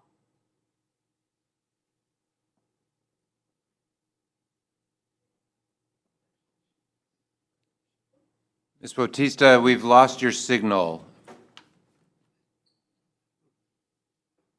Sorry, we've lost your signal. We'll need to move on. Thank you so much for your testimony.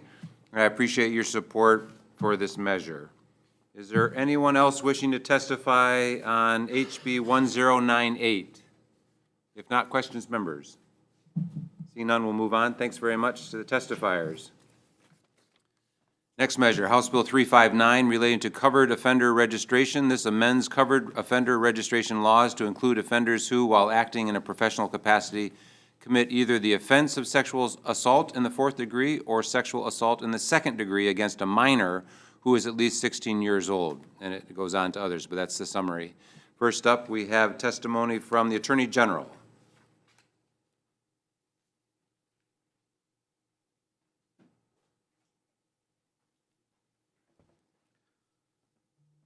Aloha, Chair Tarnas, Vice Chair Poi Poi. Aloha.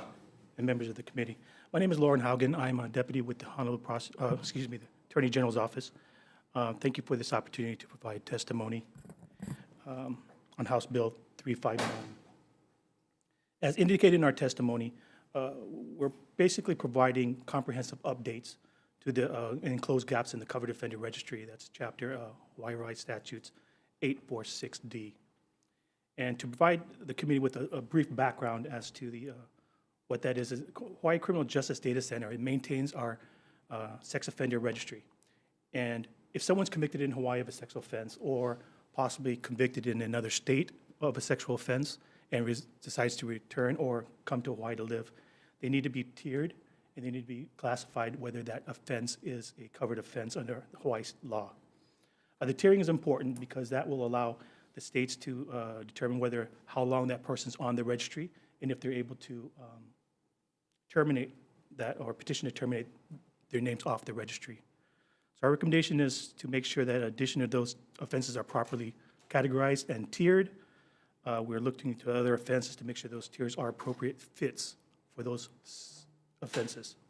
We also made some suggestions as to other offenses that may have been missed in on our sex offender registry and to fix our penalty stats and sections. And ladies and gentlemen, thank you very much, Bill, for testimony. Thank you, Mr. Hogan. Next, Carlene Lau, Honolulu Police Department on Zoom. Please proceed. Good morning, Chair, Vice Chair, and members of the committee. I'm Carlene Lau, Major of the Honolulu Police Department's Records and Identification Division. We stand on our written testimony in support of House Bill 359 in hopes that it will reduce the access to minors and assist the state in reducing sexual recidivism. I'm available for any questions. Thank you. Thank you, Major Lau. Next, Daniel Hugo, Prosecuting Attorney, City County, Honolulu. Good afternoon, Chair, Vice Chair, members of the committee. Daniel Hugo from the Department of the Prosecuting Attorney for the City and County of Honolulu. We're in support of this bill, and I would just note two things. First of all, estimating the incidence of sexual assault is an extremely difficult thing because this is a crime that occurs in secret. If you look to some older studies, there was often a belief that the reported incidence of sexual assault must be an exaggeration because there was so many more sexual assaults reported than there were offenders who were being caught.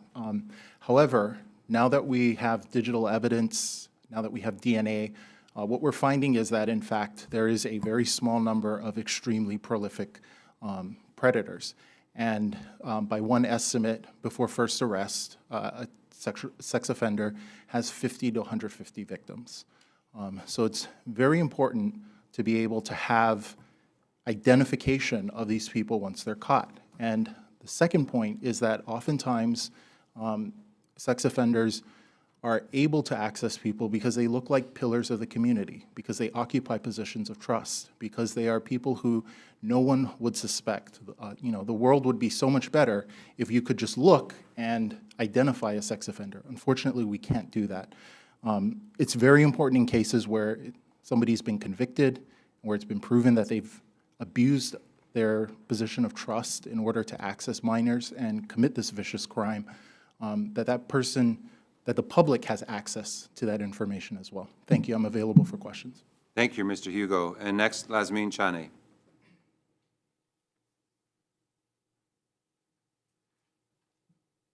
Hello, Chair, Vice Chair, members of the committee. Yasmin Chaney, Executive Director for the Hawaii State Commission on the Status of Women.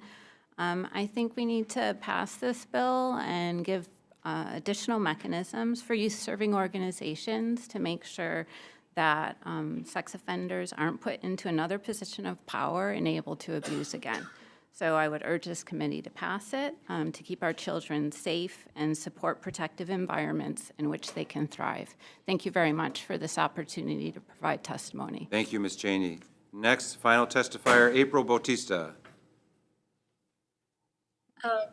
Hello, sorry about earlier.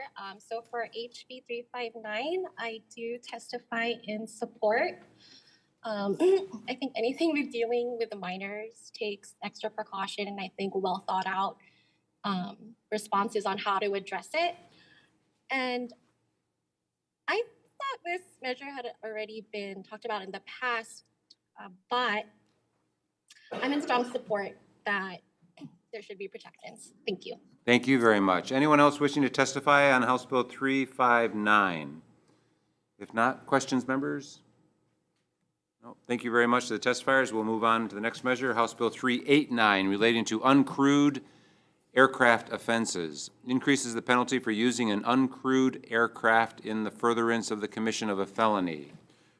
First up, we have Mr. Bento, Office of the Public Defender. Good afternoon once again, Chair, Vice Chair, and members of the committee. My name is William Bento from the Public Defender's Office. We do oppose HB 389. We've expressed in our written testimony our belief that there could be some absurd results that don't even have to do with the actual use or the flying of a drone, and that's problematic.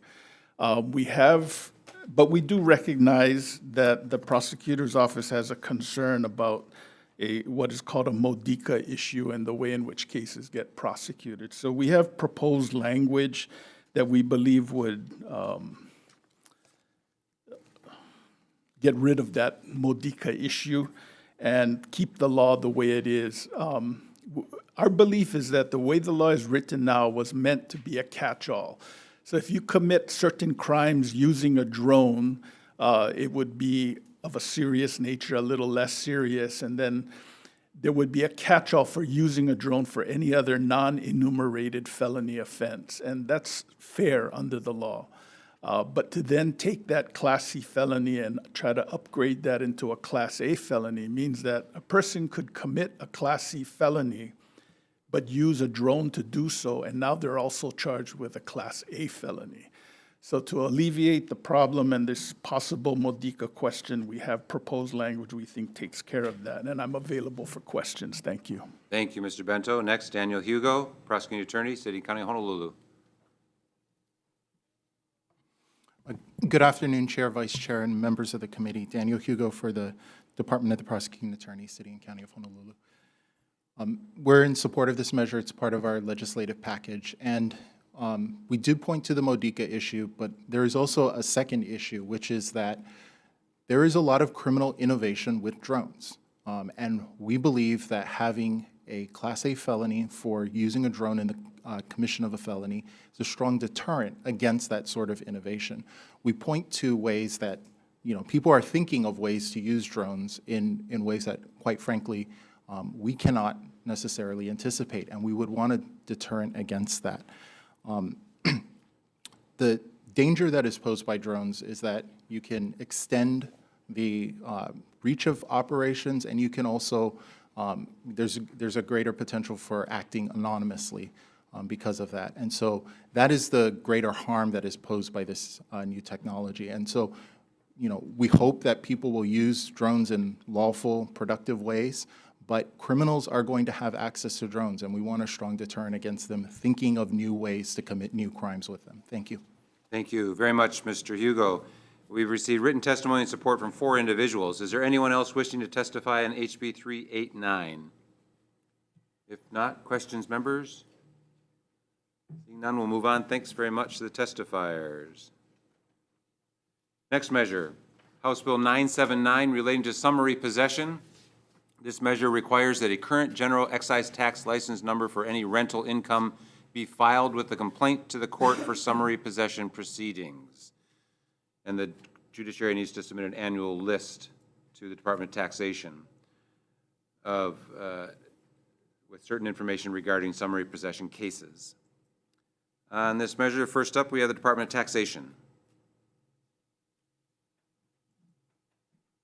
Good afternoon, Chair, Vice Chair, members of the committee. Clinton Piper, Department of Taxation. I don't have anything substantive to add to our written comments other than to note we do not have a revenue estimate due to this possible speculative nature of what would be uncovered in such a list. We don't have an estimate to give to the committee at this time.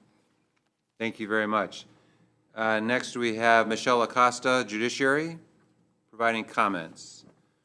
Next, Susan Lay, Hawaii Appleseed Center for Law and Economic Justice.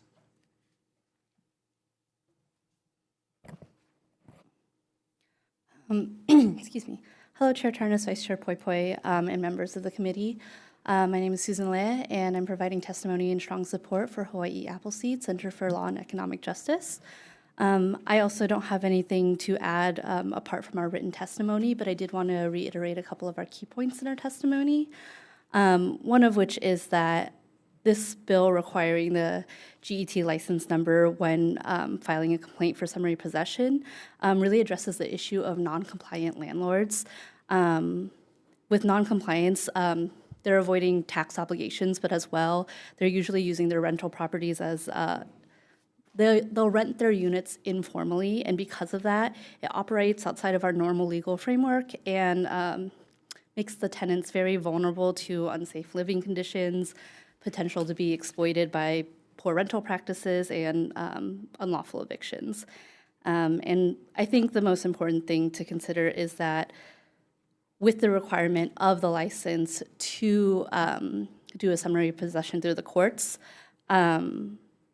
you're preventing landlords who don't already have their license from using the legal system and state resources to enforce evictions while evading their own legal responsibilities to their tenants and the state. So thank you, and I'm available for any questions. Thank you very much. And finally, Tom Yamachika, Tax Foundation of Hawaii, not present, with comments. That's all the testimony we received. Is anyone else wishing to testify on House Bill 979? If not, questions, members? Representative Bellotti? We had testimony from David Chi. He's, not present. Okay. For Appleseed, Sure. you know, I think this issue of non-compliant landlords actually got spotlighted during the pandemic. To what extent is this a problem? Oh, of non-compliant landlords? Yes. So it's incredibly hard to get that number. We've tried in the past. And so for the numbers of just like, of those who have tried to get summary possessions before without having a formal lease, that's the number that we've tried to receive before, and we can't get them through the courts. So that number is very, I don't know. It's just this legislation just highlights a curious problem. Thank you. Thank you, Chair. Sure, thank you very much. Any other questions, members? Seeing none, we'll move on. House Bill 463 relating to eviction records. This measure requires that the courts make a good faith and diligent effort to seal all court records of any eviction proceeding within a reasonable time if certain conditions are met. And the summary goes on, but that's the essence of it. First up, we have the Attorney General with comments.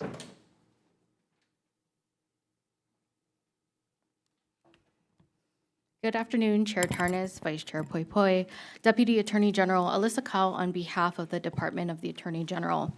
So the Department of the Attorney General stands on its testimony with comments. However, we would like to highlight a few points for the committee. So our testimony focuses on Part 2 of the bill, and Part 2 would mandate that the judiciary would seal all records for eviction proceedings where the judgment is not in favor of the landlord. So if we require the judiciary to impose a blanket sealing on all court records, it may interfere with the strong presumption of public right to access under the First Amendment of the United States Constitution. However, we do recognize that a tenant does have constitutional and statutory rights to privacy, and that's a compelling interest that may justify sealing a particular record. However, we do not think that a blanket sealing would be appropriate or considered as constitutional. Rather, selective redaction could protect the information that the tenant seeks to protect. So in order to balance the tenant's privacy interests with the presumptive right of public access under the First Amendment, we believe that state courts are in the best position to decide on a case-by-case basis which records contain a privacy interest for tenants to protect. And so therefore, to address these constitutional concerns, we recommend amending the first sentence on page 3, lines 7 through 12, and to address those concerns. And I'm available if the committee has any further questions. Thank you. Thank you very much. Next, we have testimony from Mihoko Ito with comments. Hawaii Realtors. Next, a testimony from Deja Ostrowski, Welcome, please proceed. Aloha. Thank you, Chair Tarnas and Vice Chair Poi Poi and members of the committee. My name is Deja Ostrowski. I'm representing the Medical Legal Partnership. We are a direct legal services organization that provides free legal services similar to a legal aid program, but we work specifically with folks at Kokuokalihi Valley and Kapiolani Children's Hospital, so folks who may have a lot of big needs.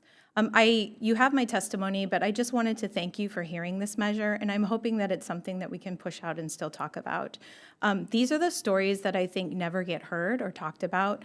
A lot of the testifiers talked about these extrajudicial cases, so things where things happen outside of our judicial system, and that's honestly the bulk of my cases.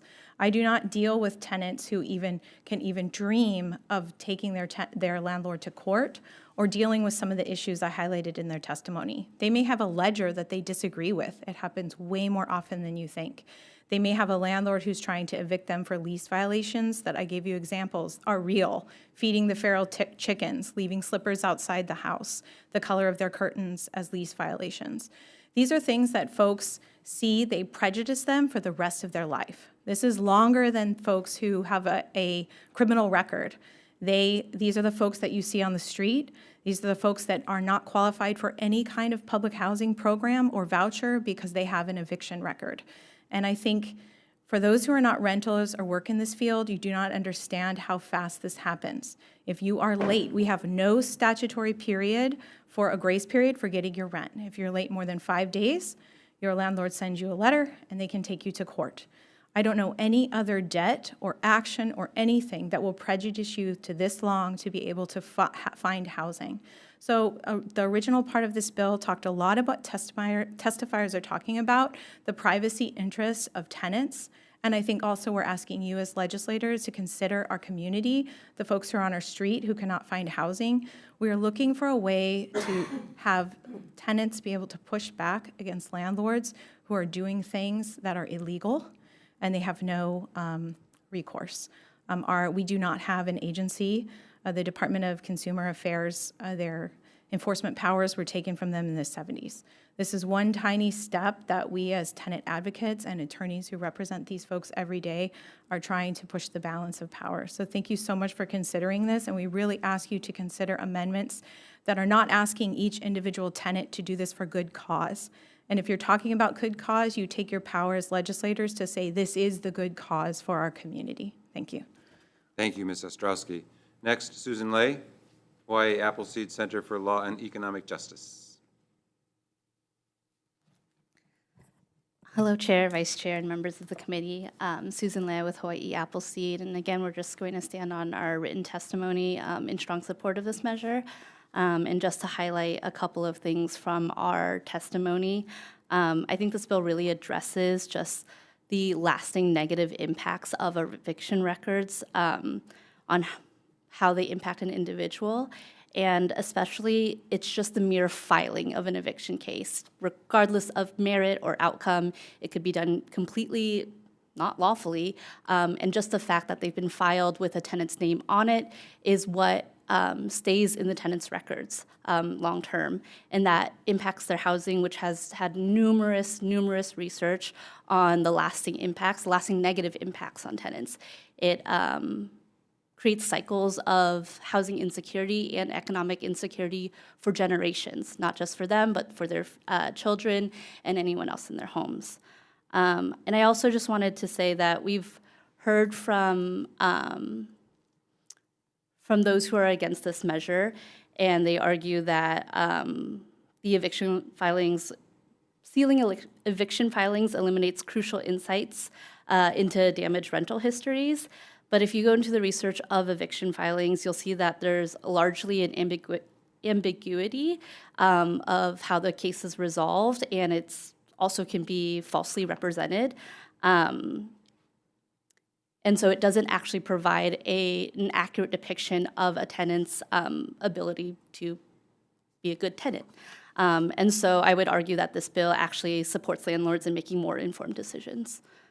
Thank you. Thank you very much. April Bautista.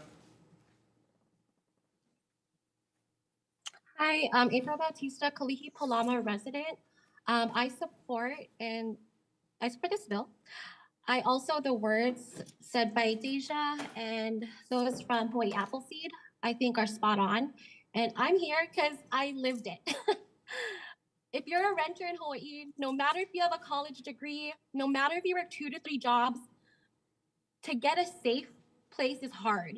So when I was in the process of getting evicted, Catholic Charities and the Honolulu County could do nothing. I had to fight for 5 months for them to look at my application, or else me and my newborn daughter would have been on the streets.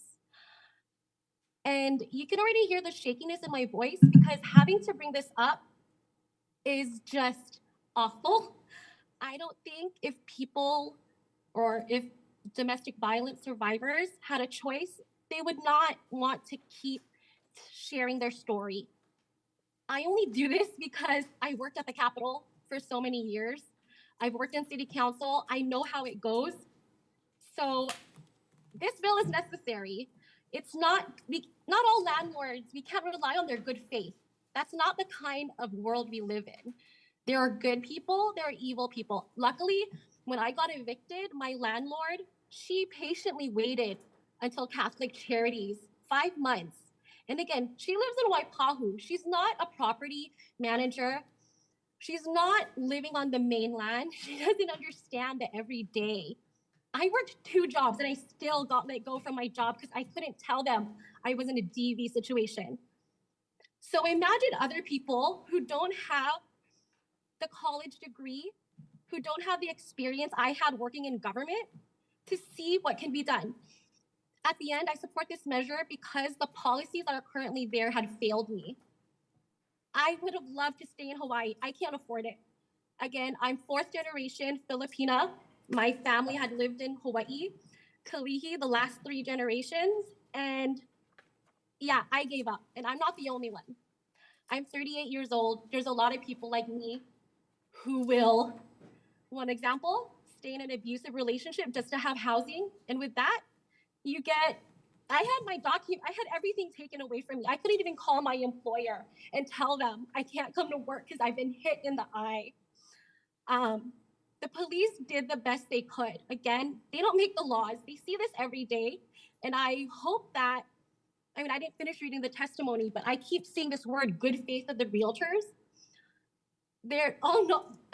Not all realtors have that good faith. They're in it for the money. And there's those like my landlord who lives in Waipahu who does this as a supplemental income in addition to being an interpreter for the courts because she has to live here. Thank you, Ms. Bautista. If you could summarize, that'd be great. Yeah, I could. Please support this bill. It's necessary. And again, if we live in a democratic state, country, and we need this because we just can't trust good faith of landlords. Again, they're not evil. They're just some bad ones out there. And the ones that live in Hawaii that use it as supplemental income deserve this. So thank you for the opportunity. Bye. Thank you very much. And finally, Ben Krebs, Public First Law Center. Good afternoon, Chair, Vice Chair, and members of the committee. My name is Ben Krebs. I'm with the Public First Law Center. You've got our written testimony in opposition, but we do support the intent of this measure, so we'd like to see it keep moving. Excuse me.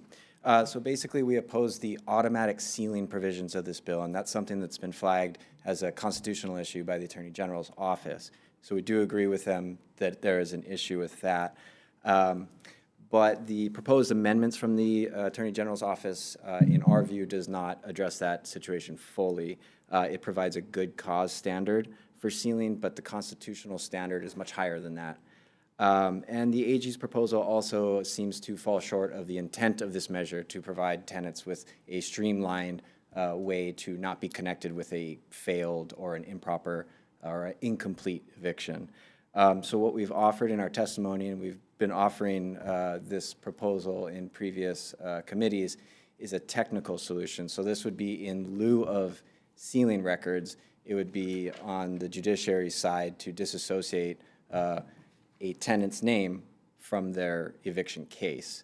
So the case would still be searchable by landlords, records are still available offline, but what this does is make it so you can't just look up a tenant by their name and find the case. And I do understand that the judiciary is looking at that to try to determine if it's technically feasible. I just don't know where they're at with that determination.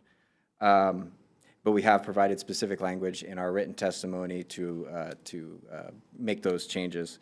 And we also recommend focusing the prohibited discrimination on the defendant's or the person's status instead of their court records. And we've provided a further explanation in our written testimony and also a proposed amendment. Available for any questions. Thank you, Mr. Krebs. That's all the testimony we've received that people want to provide in person. Is there anyone else wishing to testify HB 463? If not, questions, members? I have a quick question for Yes. Mr. Krebs. Yes, please go Are ahead, there- Representative Bellotti. Are there other jurisdictions that are using this disassociation process? I do not know. Okay, because it is amazing what you can find out about people through the EcoCOA system. It is, and I believe I put it in this round of testimony, but you can still search someone's name, and even if a case is sealed currently, it still pops the case up. It's case title redacted, but because you search their name, you still know that they're associated with that record. Sure, and one last question. Certainly. Have you been in conversation with the groups in support of this to think about some of these technical issues where the person's name is still revealed? We haven't, but we're more than happy to work with folks on this. We do support the intent, and we really would like to see it keep moving. Okay, thank you. Thank you, Chair. Certainly, thank you. Thank you, Mr. Krebs. Any other questions, members? If not, let's move on. House Bill 981 relating to attorney's fees. This measure limits the accrued attorney's fees and costs in matters relating to or actions brought as a result of construction defects to 25% of the recovery amount. Testimony first from Chris Hikida. Welcome, please proceed. Thank you. Hi, Chair, Vice Chair, members of the committee. My name is Chris Hikida. I'm an attorney and a partner at the law firm Kazdan Turner Thompson Booth. We represent homeowners and associations who are trying to recover for construction defects in their homes. I oppose this bill. The contingency fee structure is a very important tool in Hawaii to allow homeowners and associations to get representation in construction defect matters. Contingency fees allow homeowners who don't have the funds to pay for litigation to get an attorney who would cover those costs and take on the risks of the case. HB 981 would eliminate that fee structure by stating that attorneys are only entitled to accrued costs, meaning that the attorneys must work on an hourly basis. The bill also creates a conflict by putting both fees and costs under the same limitations. So it forces attorneys to limit their costs on a case, even where those expenditures would not be in the best interest of their clients, or they would forfeit legal fees that they would be entitled to. The biggest problem with this bill is that it will affect homeowners and associations' right to contract with an attorney.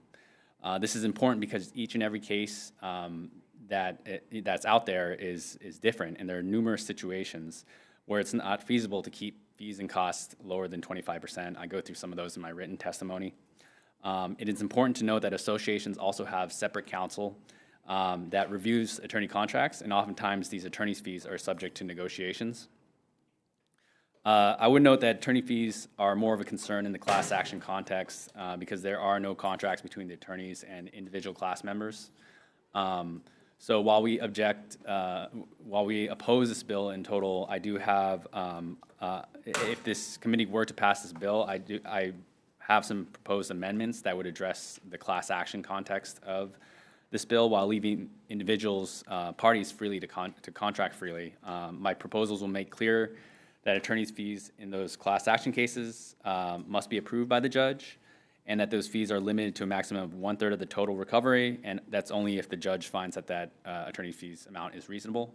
I wasn't able to submit it with my written testimony, but I do have copies if that's okay to give it to you. Yes, if you provide it to our staff over here, that'd be Okay, great. thanks. And I'm also available for any questions. Thank you, Mr. Hikida. Next testifier, Graham Lipsmith. Hello, Chair, Vice Chair, and Committee. I am not Graham Lipsmith. He is my partner. He was unavailable. We submitted the testimony on behalf of our firm, Lipsmith LLP, and he got caught up in a travel situation and could not attend by Zoom. We thank you for the opportunity to be here, and we stand in our testimony. We echo a lot of what Mr. Chris Akita just offered. I'll highlight some of the things in our written testimony on behalf of our firm, Lipsmith LLP.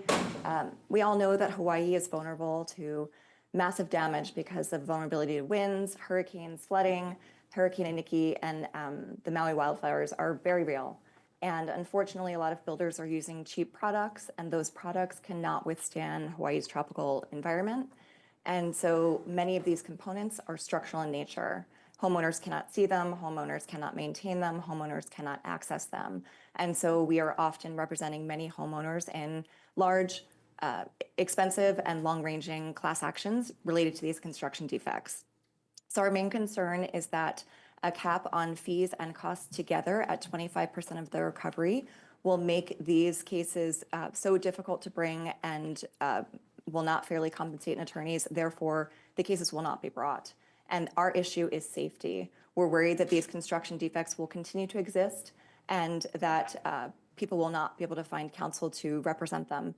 And that puts everyone in the state of Hawaii at risk. And I would also like to highlight that there are already guardrails in place to protect against outsized attorney's fees in class actions, which is what we do. A court already approves a settlement to determine that it's fair, adequate, and reasonable, and also reviews the attorney's fees to make sure that they are fair.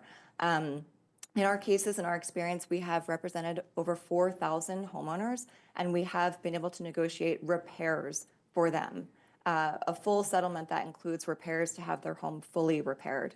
So in the cases where we have represented our clients in Hawaii, we have not seen a situation where they're coming up short because of attorney's fees. We have been fairly compensated and their homes have been fully repaired. So we otherwise stand in our testimony, and I am available to answer any questions. Thank you for the opportunity to participate. Thank you very much for your testimony. Next, Lee Tokuhara, D.R. Horton, Hawaii. In support, not present. Next, William McKeon on Zoom, not present. In opposition. Anyone else wishing to testify on HB 981? If not, questions, members? Seeing none, thank you very much to the testifiers. Let's move on to our last measure, House Bill 22, relating to collaboration with the federal government. This measure allows state and county law enforcement agencies to collaborate with the federal government for immigration purposes in only limited specific circumstances.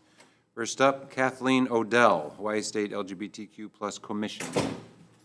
Thank you, Dr. Kathleen Odell, Chair of the State LGBTQ+. Could you speak up? We can't hardly hear you. So sorry. Can you hear me? Yes. Okay, thank you. Chair of the LGBTQ+ Commission, we stand in strong support for this bill. Many LGBTQIA+ individuals who immigrate to the United States, often fleeing persecution, violence, and discrimination in their countries of origin, face unique vulnerabilities within our immigration system. So we stand in strong support. Thank you. Thank you very much. Next, Office of the Public Defender. Thank you. Next, Pride at Work, Michael Golyich.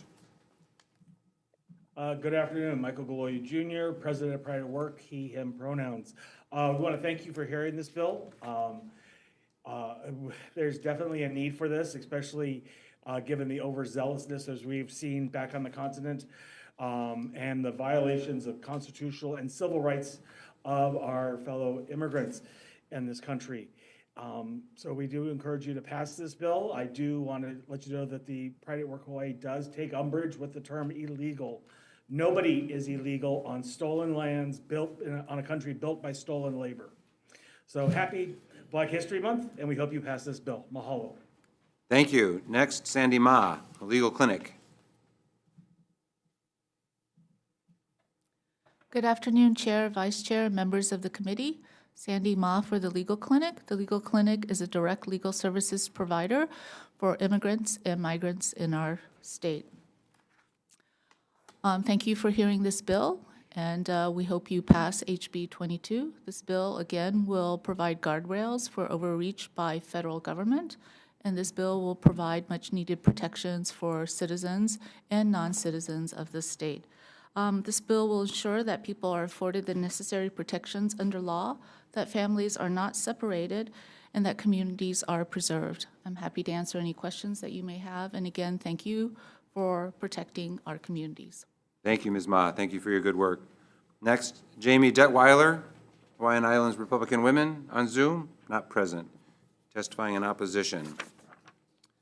Next, Tuiana Scanlon, in person, not present, testifying in support. Next, ACLU Hawaii, Nathan Lee. Good afternoon, Chair, Vice Chair, committee members. Just want to really quickly summarize our testimony. I think first we want to be clear that regardless of your citizenship status, people located in the United States do have due process protections, and this has been well established. Second, we also want to make clear that the reason why bills like HB 22 have been passed in other jurisdictions is because oftentimes there have been incidents where people's due process protections, their constitutional rights, have been violated through collaboration with ICE and other local agencies. And so courts have also found, right, that when localities, states, counties, when they choose to enter into detainer agreements, this is completely voluntary. And they have found that there's no obligation to enter into these agreements. And so we think HB 22 just codifies what has already been tested and shown in the courts, that there is no need for states, counties, localities to enter into these agreements and to assist in ICE operations. This is also consistent with the 10th Amendment, which precludes the federal government from commandeering state or local governments to enact federal policy. And so we think that this bill falls squarely within the legal responsibilities and abilities of Hawaii as a state government, and think it will provide protections against overreach and abuse of the rights of residents, regardless of their citizenship status. So thank you. Thank you, Mr. Lee. Next, Liza Ryan Gill, Hawaii Coalition for Immigrant Rights. Aloha, Chair, Vice Chair, members of the committee. Liza Ryan Gill with Hawaii Coalition for Immigrant Rights, representing 30 immigrant serving and led organizations across the Pai'aina. I always like to explain just kind of how these things work in real life. So if you are arrested, say Liza Ryan Gill is pulled over on the side of the street, and maybe I was driving erratically and I'm arrested for like reckless driving or something. I don't have my license on me. They have my name. They put my name into the database. That database is connected with other federal law enforcement agencies. My name goes into that database, and it goes to the FBI. It goes to Department of Homeland Security, and they get, searched to see if they have somebody. That results potentially in what is called a ping. And then ICE gets a ping, and they go, oh, we have a Liza Ryan Gill that we've been looking for. I go off, I'm in jail, maybe I'm released of my own recognizance, they found my license or whatever, charges are dropped, and then I'm allowed to leave, right? Now, what could have happened in that time is that ICE was like, we're interested in Liza Ryan Gill, we're gonna send a detainer request to HPD to hold me. And say, hey, would you hold this person? They're a person of interest to us. And then HPD can decide whether or not they honor that request, like, oh, okay, we'll hold them in our jail for you a little while longer. And then ICE may come. Now, noted, when an arrest is made, all that information is public, right? So the police department is not withholding any information because it's already got shared. And then, so that request at that point in time, that detainer request, the problem with that is that I have not committed a crime, and now the police is holding me, but I'm legally releasable.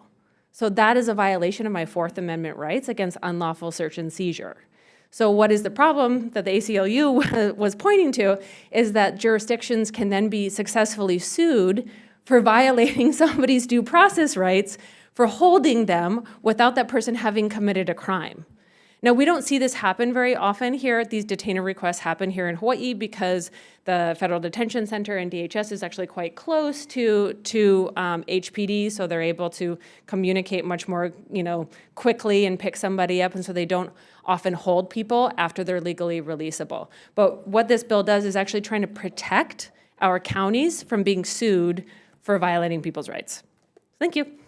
Thank you very much for that explanation. Next, Veronica Mendoza. In support, not present. Next, Amy Agbayani.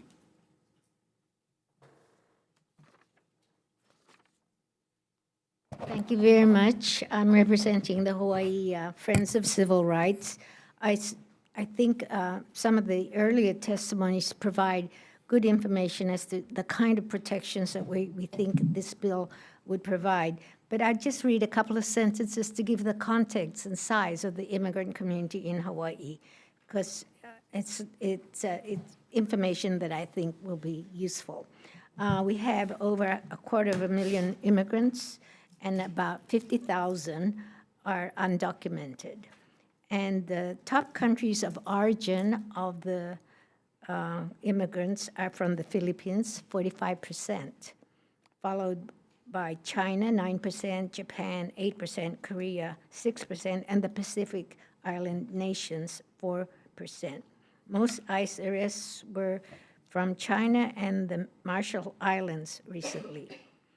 Significant numbers of these immigrants live in mixed status households, so they're either their spouse is an American citizen or a permanent resident, or their children are. And so it's very likely that that many of these families could be separated. So immigrants are part of our community and contribute to our economy and cultural fabric and should be afforded necessary protection and due process. Thanks. Thank you, Ms. Agbayani. April Bautista? Okay, hello again, April Bautista, Kalihi Palama resident and longtime community organizer around immigration. This bill is necessary. Back when I was doing the work before it became really popular again, we couldn't even get meetings with our local police department at the time. The only ones who would communicate with me and other we were a mixed status group. So Maui County, I don't know who was in charge of the police then, but they were the only county to listen to us talk about undocumented immigrants in Hawaii. You know, the statistics that Manang Amy Agbayani had shared, as well as the other person who spoke, Liz Gill, I believe those are accurate, and it only increases undocumented immigrants' presence in Hawaii. The reason being that if you talk to undocumented immigrants, you may have already, they like Hawaii because they're able to blend in. Like I said, my family has lived in Kalihi for 4 generations.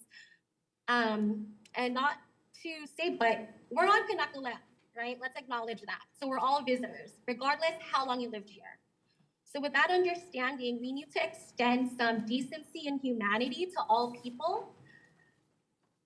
At the time, 10 years ago, we were close with the UCIS, immigration things. Sorry, I don't know names well. But it's these partnerships that are necessary because, again, I'm sure there's good faith, there's great people on the ground. The cops have helped me, so nothing against them. What we don't know are the people who work for the federal government. It changes constantly. And again, instead of being reactive to policies happening, this is just a proactive policy that's in addition to how welcoming Hawaii is, a state of aloha. We've heard that a lot. I personally don't like to use that.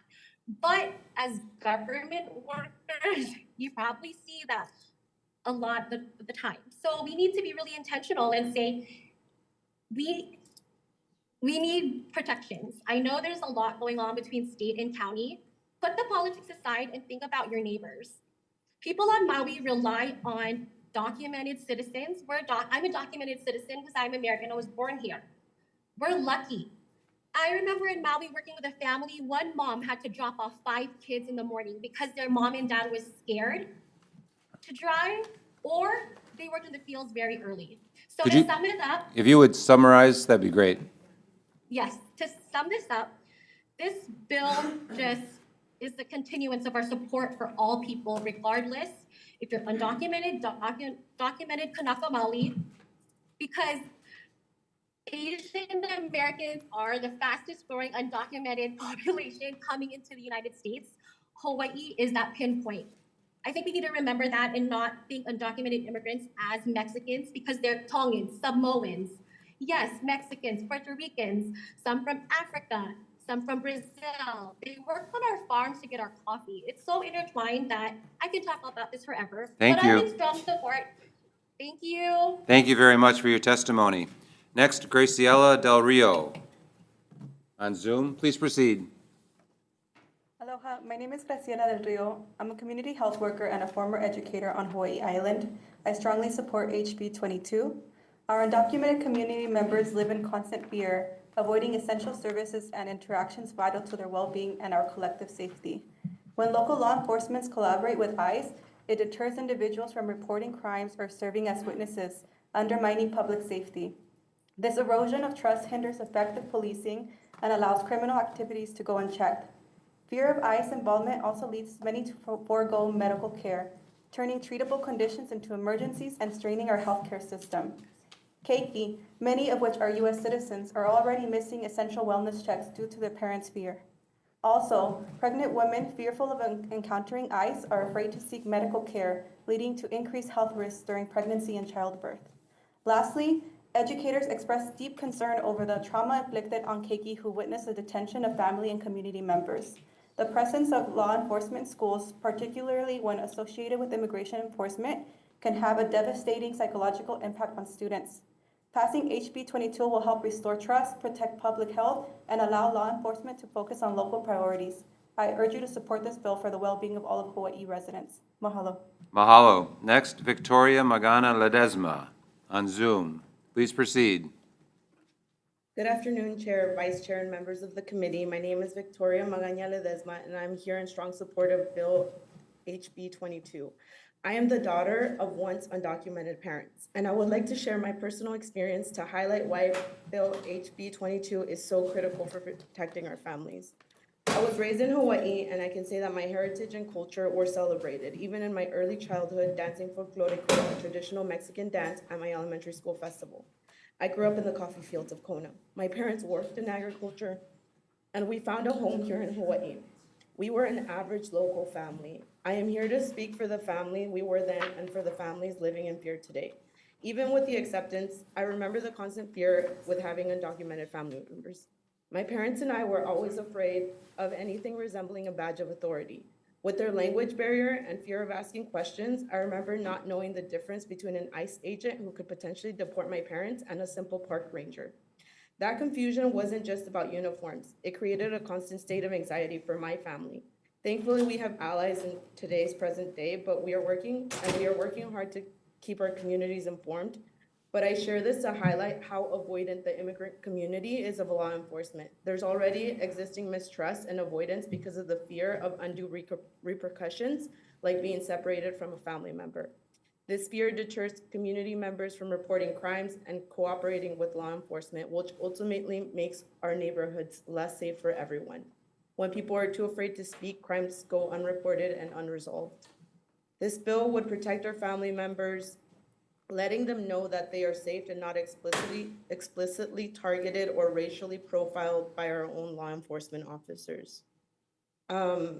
Given the current president's stance on immigration and their negative rhetoric, it's essential to protect the families of Hawaii and allow our state's law enforcement to focus on its primary concern. Also, I just don't believe that our state funding should go to tearing our own community families apart. Thank you for your time and consideration. Thank you very much, Ms. Ledesma. Final testifier is Mary Healy on Zoom. Please proceed. Hi, Mary Healy. Thank you for hearing my testimony. I'm in opposition to HB 22. I'm in opposition because, unfortunately, although I do respect immigrants' contribution to the community, I, as a citizen of the United States, look to cases like Lincoln Riley and all the other unfortunate deaths that have happened due to illegal immigrants in the country, especially with the open border from the last administration. Just as recently as February 1st, ICE has arrested 171 non-citizens with pending charges for convictions of murder, homicide, assault against children during nationwide law enforcement efforts. And ICE needs to be not only supported in Hawaii, but facilitated. We have people coming into our country that mean to harm Americans. And so it's in the best interest of the citizens and even for the immigrant community that law enforcement can do their jobs. And so that's why I stand in strong opposition to this bill, and thank you for hearing my testimony. Thank you very much. Is there anyone else wishing to testify on House Bill 22? If not, questions, members? Any questions? Seeing no questions, thank you very much to all the testifiers. I know this has been a grueling hearing, but this is trying to get through as many bills as we can, and these are all important measures. Members, let's go back to the top of the agenda for decision-making. First bill, House Bill 150, relating to firearms. This measure needs work. Even the Honolulu Police Department says while they think it's a good idea, this would be very challenging to enforce. I'm concerned about some constitutional issues, but it was a good hearing, good to hear the bill so we can understand these issues better. My recommendation is to defer. Questions or concerns, members? If not, yep. Let's move on. House Bill 186, relating to harassment by stalking. I am persuaded by the testimony that this would confuse matters, and I think would be a strange choice. And I think that we should defer this measure, and I'll talk with the introducer and have her work on it some more to try to achieve the goals that she's hoping to achieve. So my recommendation is to defer. Questions or concerns, members? Okay, let's move on. House Bill 991. This is a needed measure, and I think it's reasonable. My recommendation is just to make some technical amendments and pass it. Questions or concerns, members? If not, Vice Chair for the vote. Voting on House Bill 991 with amendments. Chair and Vice Chair vote aye. Representative Bellotti. Aye. Representative Cochran is excused. Representative Hashem. Aye. Representative Kahaloa. Aye. Representative Peruso. Aye. Representative Takayama. Aye. Representative Todd. Aye. Representative Garcia. Aye. Representative Shimizu. Recommendation is adopted. Thank you. Next measure, House Bill 995. This measure, I think, is well-crafted and is needed so that we can get the reports done and have them done accurately. I'm going to go with it as is and recommend we move this out. In the future, I will look at your discussion about timing for when it's being, but I'd like to get the system going because they're only on the second report, and everyone's got to get used to reporting to each other. We need to get better at it. So my recommendation is to move House Bill 995 as is. Questions or concerns, members? If not, Vice Chair for the vote. Voting on House Bill 995 as is, Representative Cochran is excused. Are there any noes or reservations? Hearing none, recommendation is adopted. Thank you. Next measure, House Bill 998. I think this measure is needed. It's crafted well, and I think it can move forward. My recommendation is to pass as is. Questions or concerns, members? If not, Vice Chair for the vote. Voting on House Bill 998 as is, Representative Cochran is excused. Are there any noes or reservations? Hearing none, recommendation adopted. Thank you. Next bill, House Bill 457.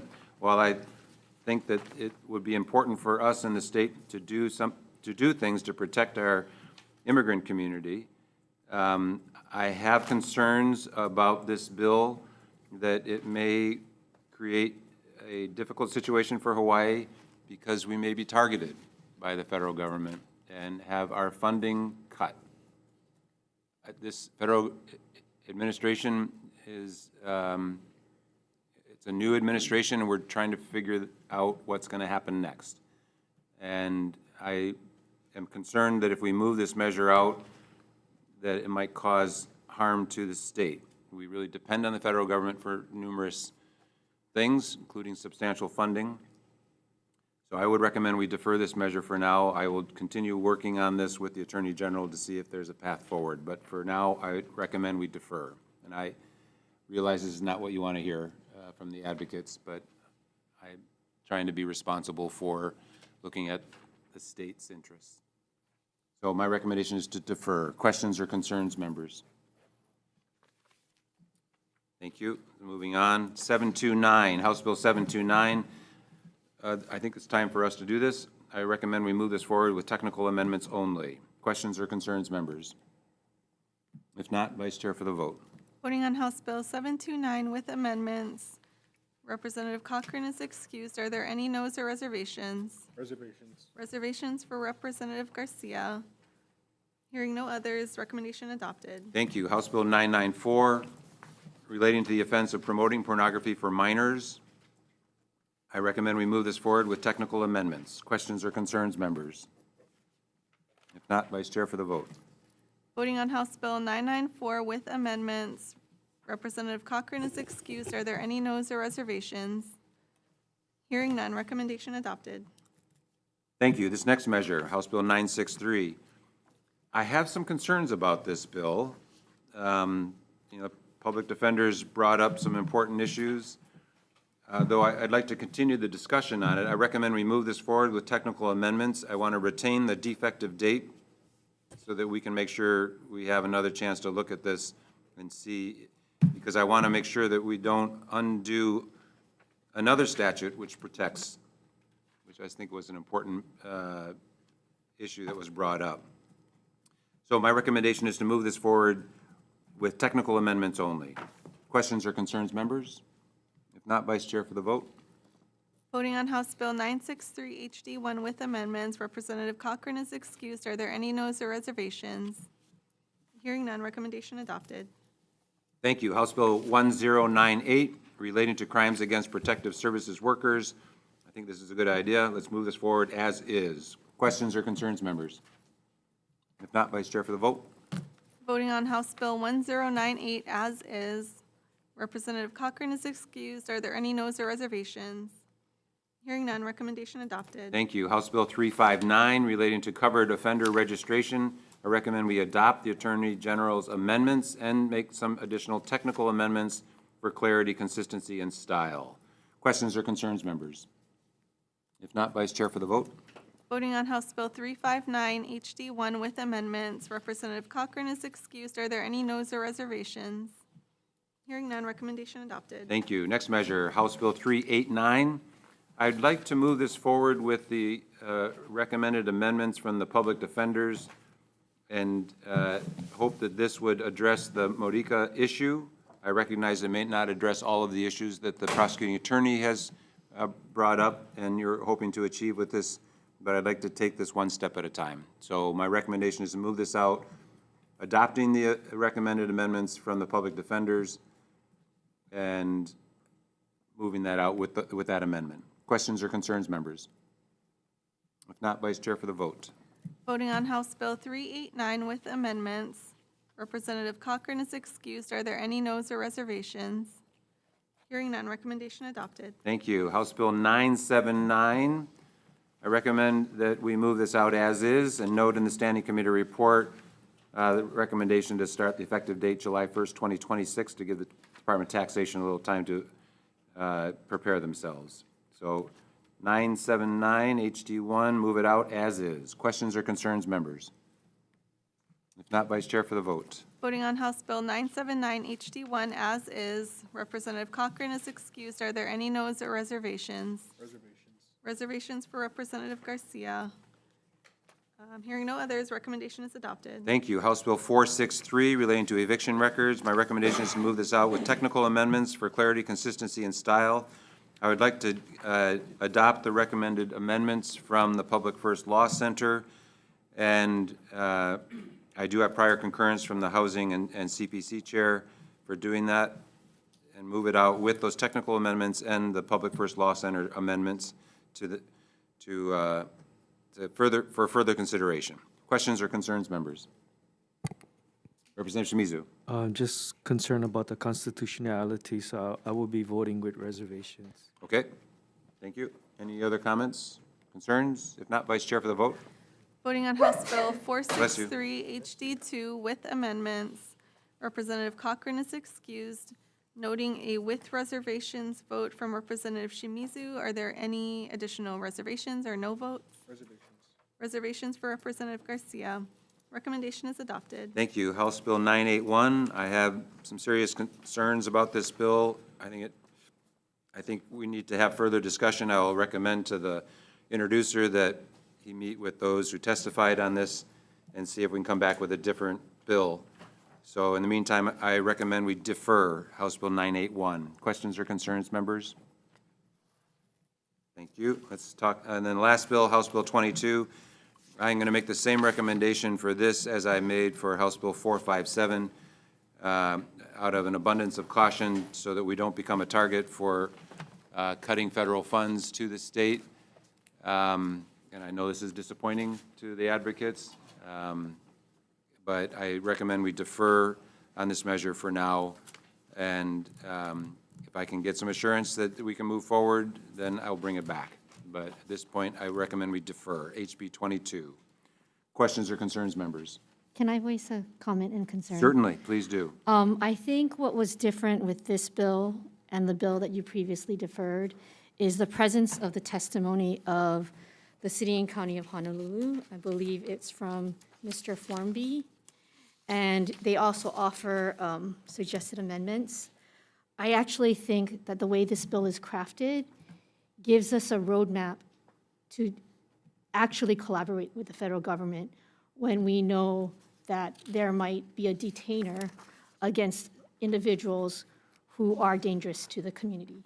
So some of the testimony that suggested that this was actually against public safety, it's actually very consistent with public safety. And so for those reasons, I think this is actually a measure that is better to move forward if we move forward with anything, because it does exemplify Hawaii's commitment to protecting the due process rights of individuals who are not guilty of anything. I think at this time, when we look back on our history and we think of Governor Jack Burns, and he was, I think, police chief at a time when we were locking up people of Japanese descent, that this is the kind of thing that if there's any kind of legislation that's going to move forward, it's this that actually gives us some guidelines.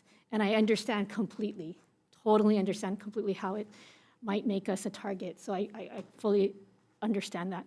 But because of the testimony that I saw from the city and county, and that I think that we're going to see, and there's going to be lawsuits if law enforcement, if our county law enforcement gets involved.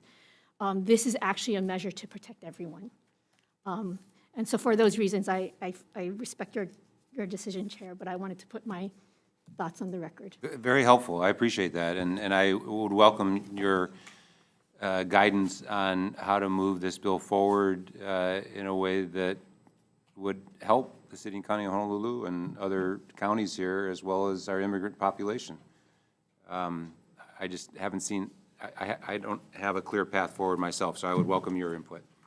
And then I will need to work with the previous chair to see if we can find a path forward on this. So I appreciate your input. Thank you, Chair. Thank you. Other comments or concerns? If not, there being no further business before this committee, we are adjourned.